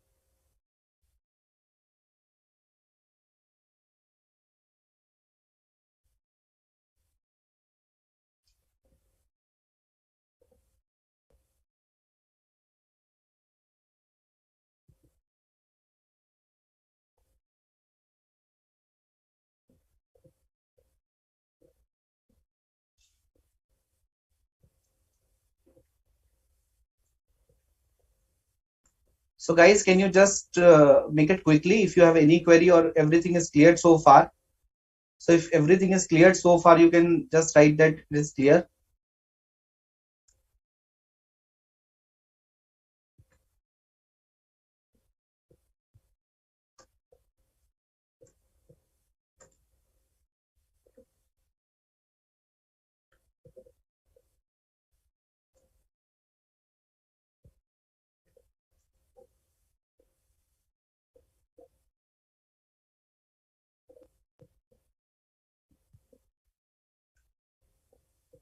Sheena is asking dividend which relates to interim period or previous period. Sheena, so for the interim period for which you are preparing the financial statement, for example, you are preparing a financial statement for half year ending September 30, 2021. So in this half year, any dividend which is declared and paid, or any dividend which is only declared, or any dividend which is only paid. So whatever transactions or announcements which have been happened in this half year is in this interim period is required to be disclosed in the notes to accounts, right? Is that clear?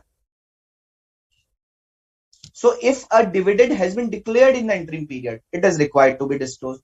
If a dividend which have been declared and paid during the interim period, it is required to be disclosed. The dividend was declared in the earlier period and paid in the current period, current interim period, it is again required to be disclosed, right? Good question, Sheena. So friends, let's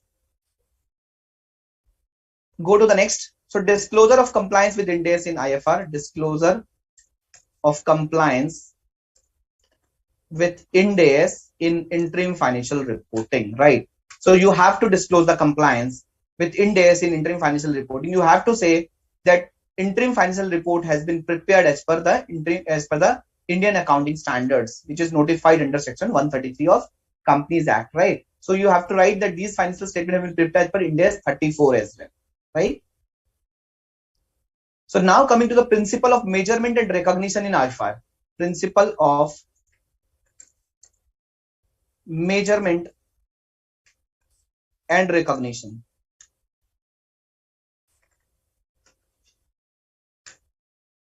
Principle of measurement and recognition in IFR. The first one is, sir, you have talked about significant event and transaction. So if it is material, it is required to be disclosed, right? So now the question comes, for example, Reliance has a quarterly profit of, let's say, 10,000 crores and the annual profit is 40,000 crores. So for example, out of, let's say, they have a transaction of 100 crores in a quarter, right? And which was a let's say incorrect transaction, 100 crore rupees. So when I compare 100 crore with 10,000 crores, right? So probably it become material. But when I compare 100 crore with 10,000 crores, for example, when I compare 100 crore with 10,000 crore, it comes out at, let's say, 0.1%, right? Or 0.1%. But when I compare 100 crore with 40,000 crore, which is a profit for the complete year, so it comes out at 0.025%, right? So probably if I compare a transaction during the interim period with for example, a profitability or whatever. Okay, just to finalize whether it is material or not.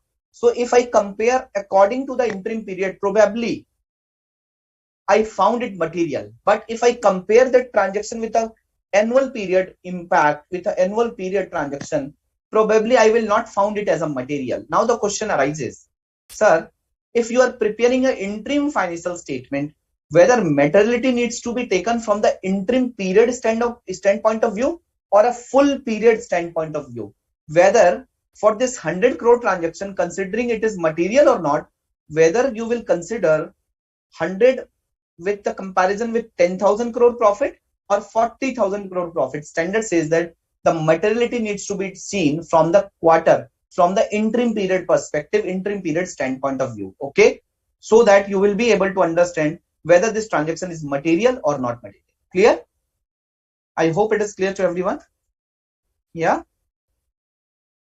clear? Same accounting policies. You have to apply same accounting policies. Same accounting policies, okay, as annual, except there is a change after annual financial statement. Same accounting policies as annual, except there is a change after annual financial statement, right? For example,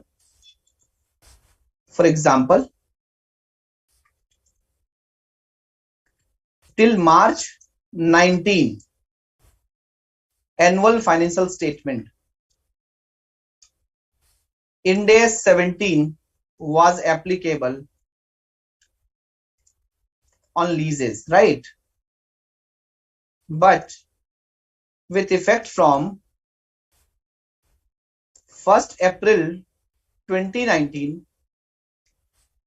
Ind AS 116 was applicable, right?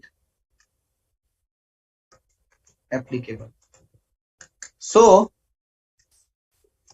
companies have given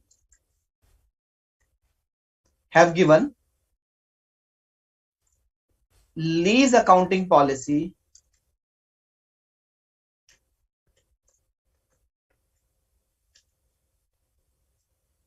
as per Ind AS 17 in annual accounts of March 19. But for interim period,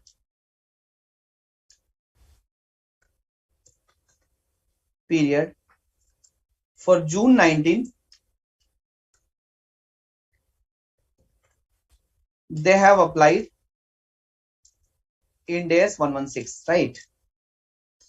So friends, same accounting policy needs to be applied as annual, except there is a change after annual financial statement, and this disclosure is required to be given. The new accounting policy, why there is a change, these all things are required to be given. Right. Revenue.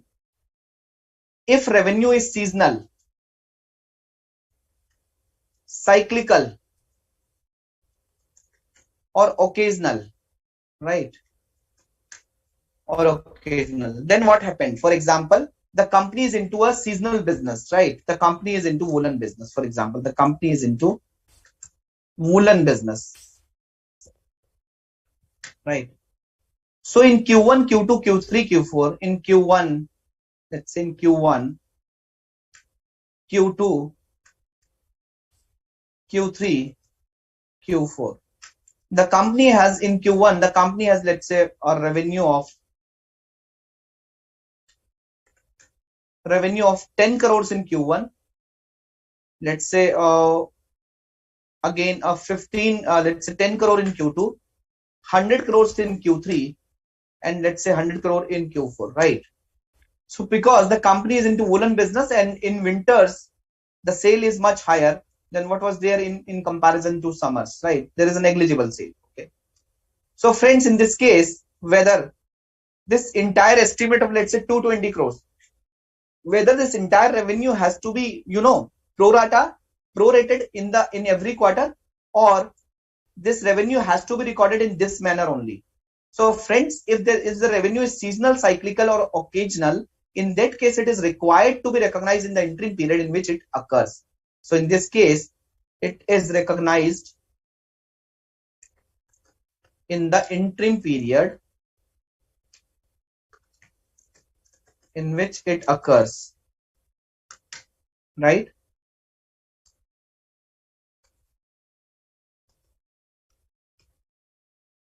Clear? I hope it is clear to everyone, friends. Sheena, Srinidhi, Mahendra, Deepika, Rahul, great. Thanks, guys. Yeah, it is clear to everyone.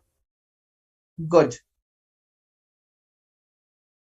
Now coming to the concept of impairment. Sir, what about impairment? Then we'll talk about your income tax. Okay. D. Impairment in interim financial report. Impairment in interim financial statement or interim financial report, right? So what about impairment? Friends, what about impairment? For example, this is quarter one. This is quarter one. This is quarter two. Right.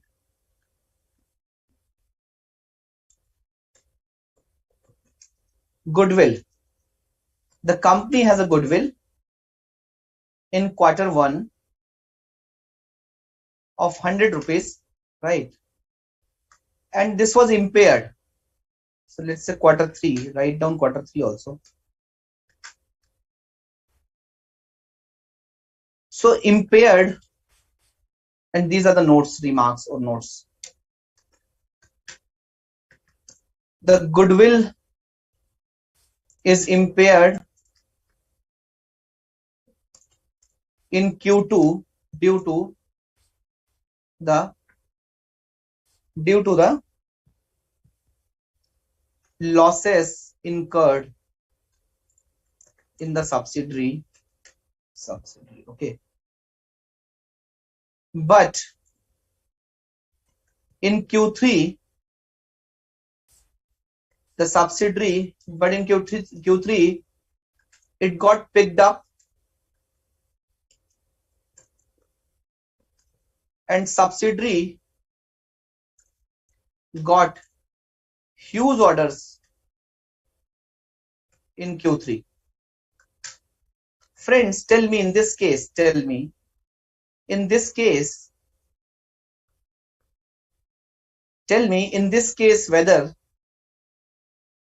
we will reverse this goodwill in Q3. Will we reverse this goodwill in Q3? Answer is no. In this case, goodwill will not be reversed in impairment of goodwill will not be reversed in Q3. Okay. So in case of goodwill,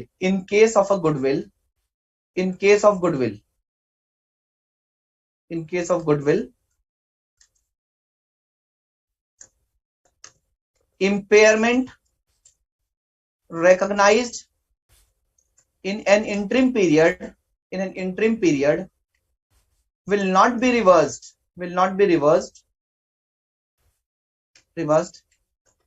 in the subsequent interim period, even of the same year. Okay. So in the year goodwill has been impaired, and in the year, if the company would have not prepared the interim financial statement, probably the company would not have impaired the goodwill. Why? Because in Q1 everything was great. In Q2 the impairment happened. In Q3 the situation become again favorable, right? So end of the year, what was the opening situation? It was the closing situation. But standard says that impairment once recognized on goodwill, impairment once booked on goodwill, it will never be reversed, right? So what about other assets? For example, PPE. The balance of PPE was 100. It becomes 80 in Q2. So 20 rupees, 20 impairment has been charged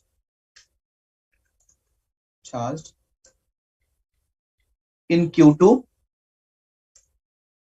but in Q3 the value of the PP, got increased beyond the earlier carrying value. They shoot up in market prices, so it got increased, right? So now what will happen now?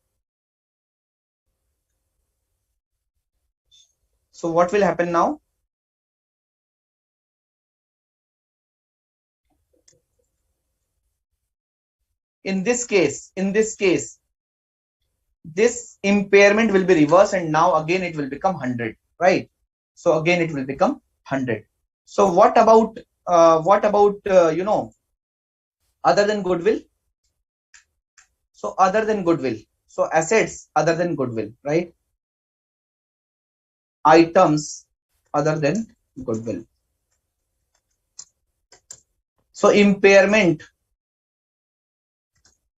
reversed in one interim period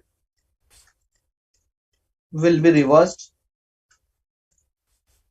in another interim period if situation is favorable.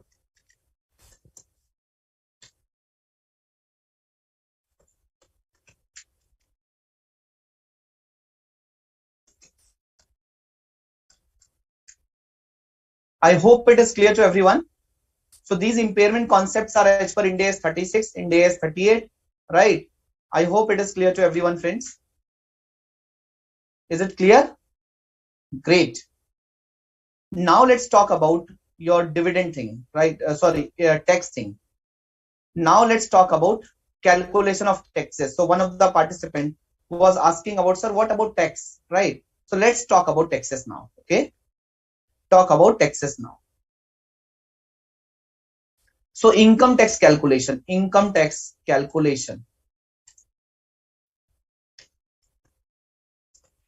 In interim financial statement, how to calculate provision for tax in interim financial statement. Standard says that income tax for the interim period is recognized or measured.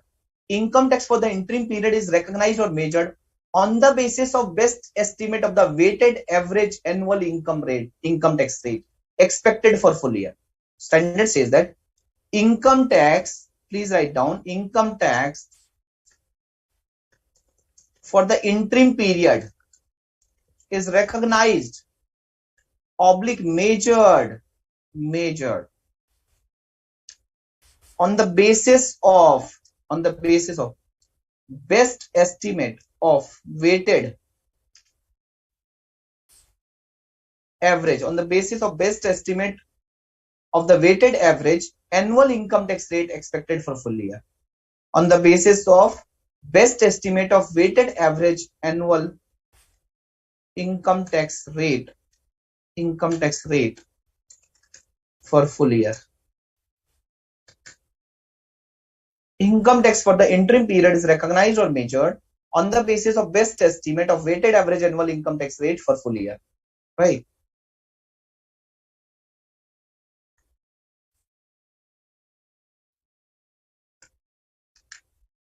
Clear? Is it clear?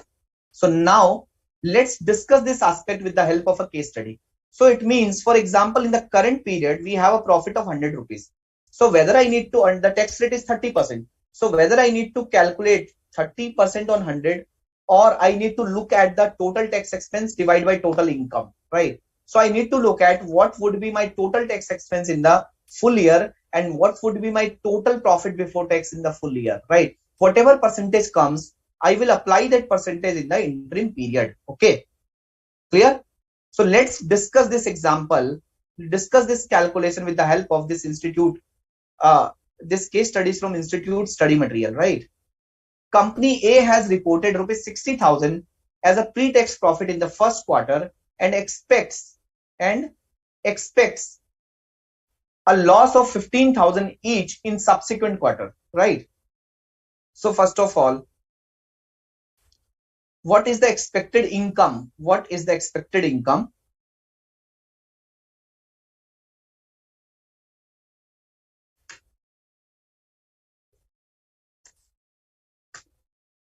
what is the expected income for full year? What is the expected income for full year? So it is given Q1, Q2, Q3, Q4. So in the first quarter, the profit is 60,000, right? Pre-tax profit. And in the next quarter, there is a loss of 15,000 in every quarter.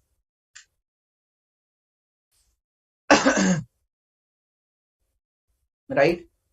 So there is a loss. So for full year, what is my profit in full year? My full year profit is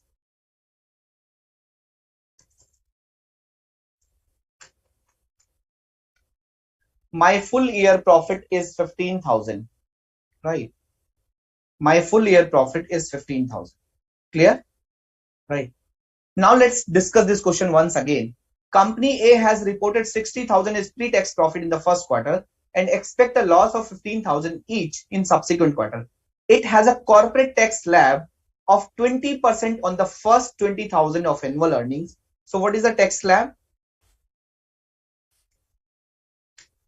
The tax slab is 20% on first 20,000 and then 40% in addition to 40%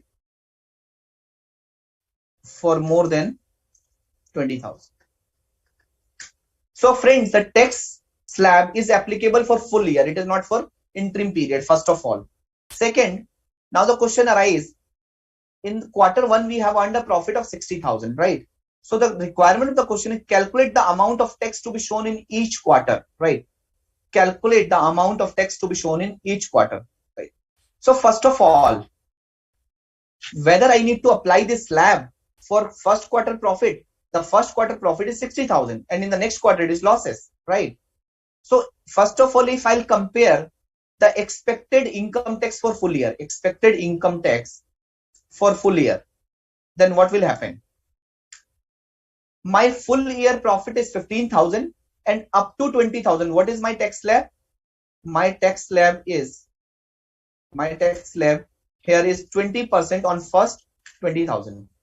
So in this case, I have to apply 15,000 multiply by 20%, right? 3,000 is your tax, right? For full year. Am I right? So on first 20,000, it is 20%. So on 15,000, it will be 15,000 multiplied by 20%. So what is my average rate? What is my weighted average rate? What is my weighted average rate of income tax as per full year, as per the best estimate of the full year? My weighted average rate on the basis of best estimate for the full year would be 20%, right? What happens if I would apply this entire tax slab to the first quarter profit? In that case, it will become on the first 20,000, my tax will be 4,000, 20,000 multiplied by 20%, plus on the next 40,000, 40%, 40,000 multiplied by 40%, 16,000. So on 60,000, my tax impact would be 20,000. And you can see overall in the complete full year, it is only 3,000. So that is not right. Okay. So that is why Ind AS 34 says that in case of income tax, the income tax has to be calculated for interim period. Income tax has to be calculated on the basis of weighted average annual income tax rate for full year, right? And full year could be the estimate, best estimate. So in this case, how we will show this quarterly average tax, right? So let's show the calculation of quarterly average tax. This is the requirement of question. Calculate the amount of tax to be shown in each quarter. So amount of tax in each quarter will be as follows, right? First of all, write down all the quarters here and write down income here. Okay. Let's say this is my income in the quarter, right? This is my average tax rate for the year.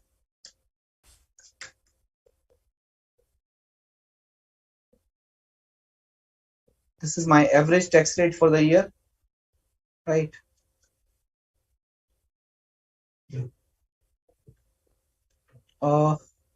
This is my tax, quarterly tax, right? So what is my average tax rate for the year? It is 20% every quarter. Yes, it is yearly 20%. So I have to apply this 20% on every quarter profit. So on the first quarter, it will become 12,000. In the next quarter, there is a reversal in the current tax expense. There is a reversal in the third quarter. There is a reversal in the fourth quarter. There is a reversal. So for full year, the income is 15,000, and for full year, the tax is 3,000, which is right. Clear? You can see this comes out at 3,000. I hope it is clear to everyone, guys. I hope it is clear to everyone. Please let me know if you have any issue. Please let me know if you want any further clarity. Please let me know.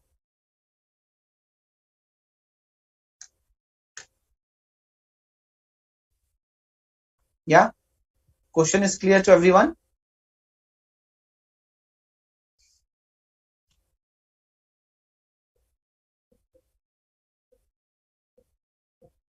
Is it clear? Yes, expected income. Yeah, Sheena is asking to please show the previous page once again. Yeah, guys, I'm just taking a pause. Please let me know if you want anything or you want me to explain anything further.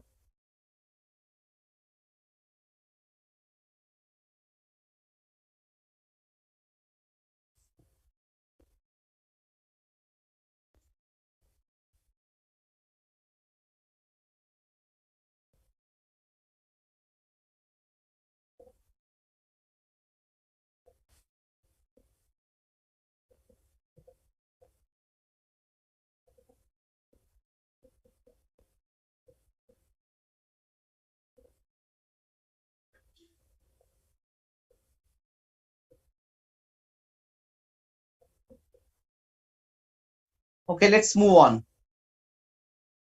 Right? And let us do this in this illustration number 5 from Institute Study Material.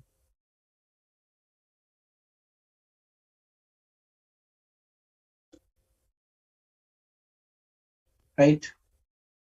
ABC Limited manufacture automobile parts.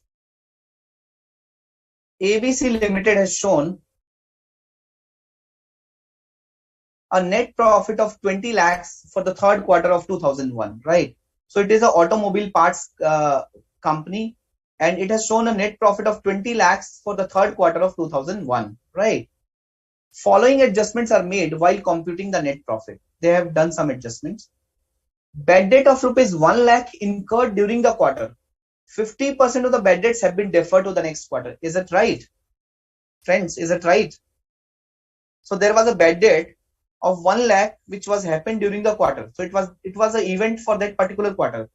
But the company has booked 50% bad debt in the current quarter, and they have deferred 50% of bad debt to be booked in the next quarter. Is it right? This is not right. This is not right. Okay. So they have to record the bad debt, complete bad debt, in the quarter or in the interim period in which it was occurred, right? So it is not right. Let's go to the next adjustment. Additional depreciation of 4,50,000 resulting from the change in the method of depreciation. And they have also done an adjustment in the net profit. What they did, they have booked an additional depreciation of 4,50,000. Why? Because of a change in the method of depreciation, which is right.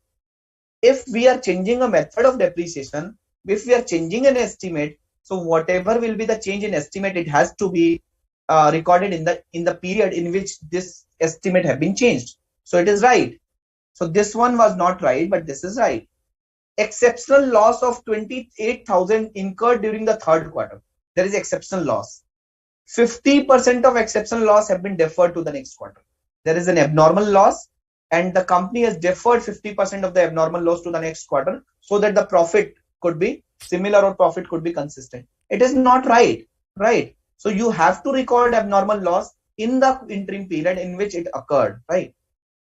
Rupees 5 lakh expenditure on account of administrative expenses pertaining to the third quarter is deferred.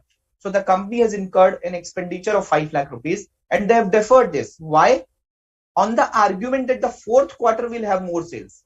So this is a very silly argument. So company is saying, since we have incurred an expenditure today, so this is 5 lakh rupees. So we are deferring it to the next quarter because in the next quarter there will be more sales, right? So this is not a logical argument. And the company is saying the expenditure should be uniform throughout all the quarters. So this is not a logical argument, right?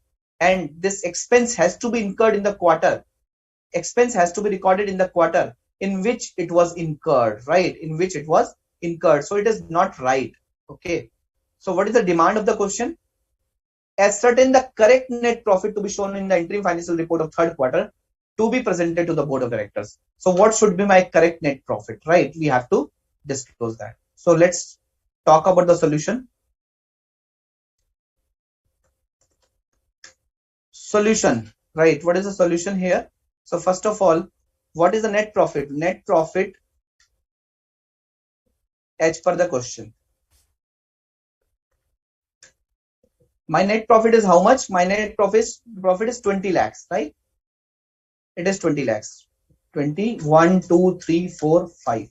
It is 20 lakhs. Right?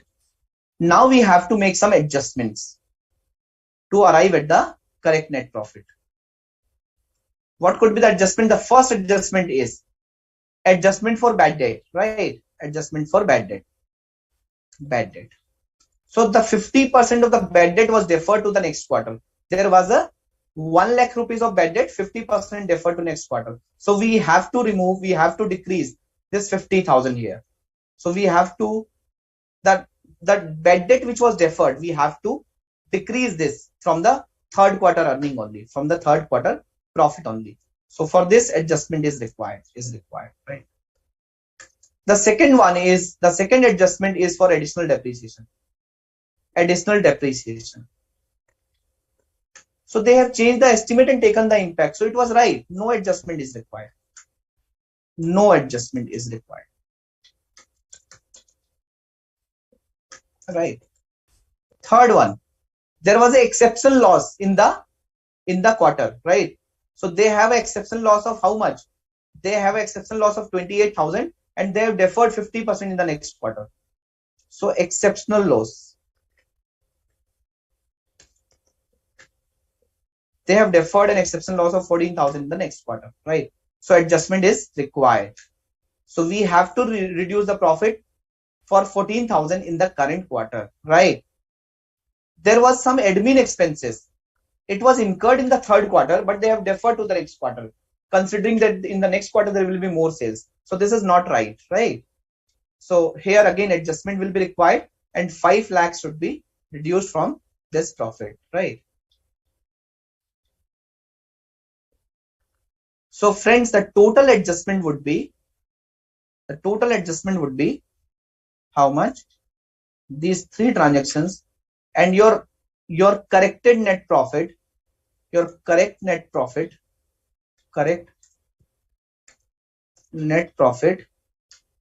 for Q3, for third quarter will be how much? 20 lakh minus 564. 14 lakh 36,000 will be your correct net profit. Is it right? Is it correct? Yeah.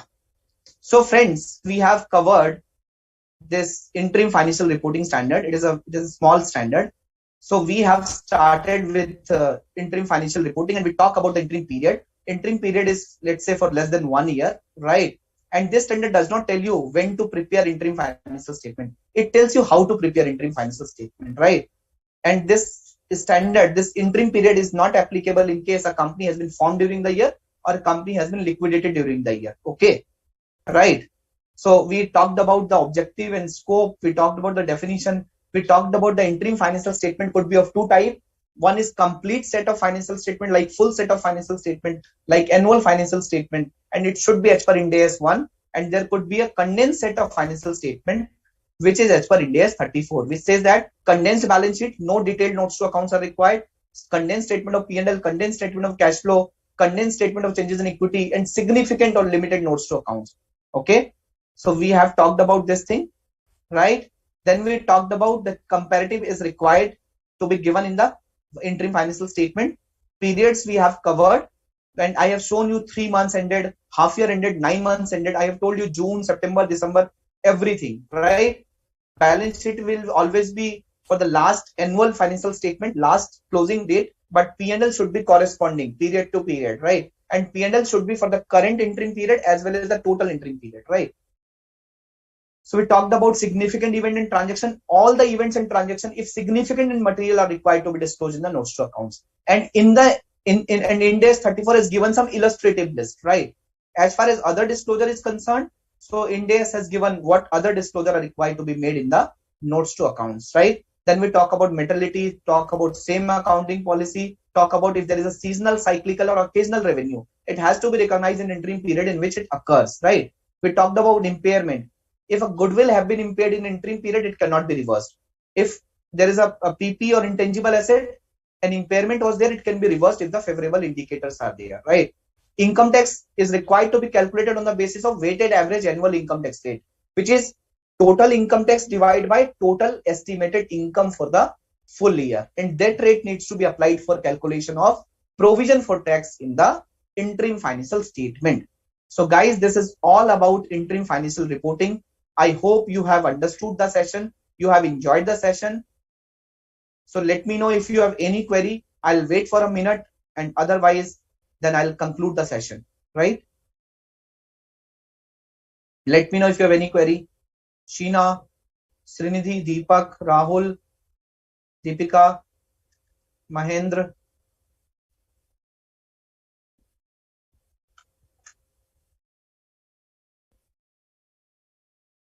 Yeah, so good guys. I think you guys have understood this session very well. Thank you so much for your patience listening. Those who have not attended this session on a live on a real time basis, they can watch the session through YouTube. And thank you very much. Stay safe, healthy, and happy. Thank you so much, guys. Take care. Bye bye.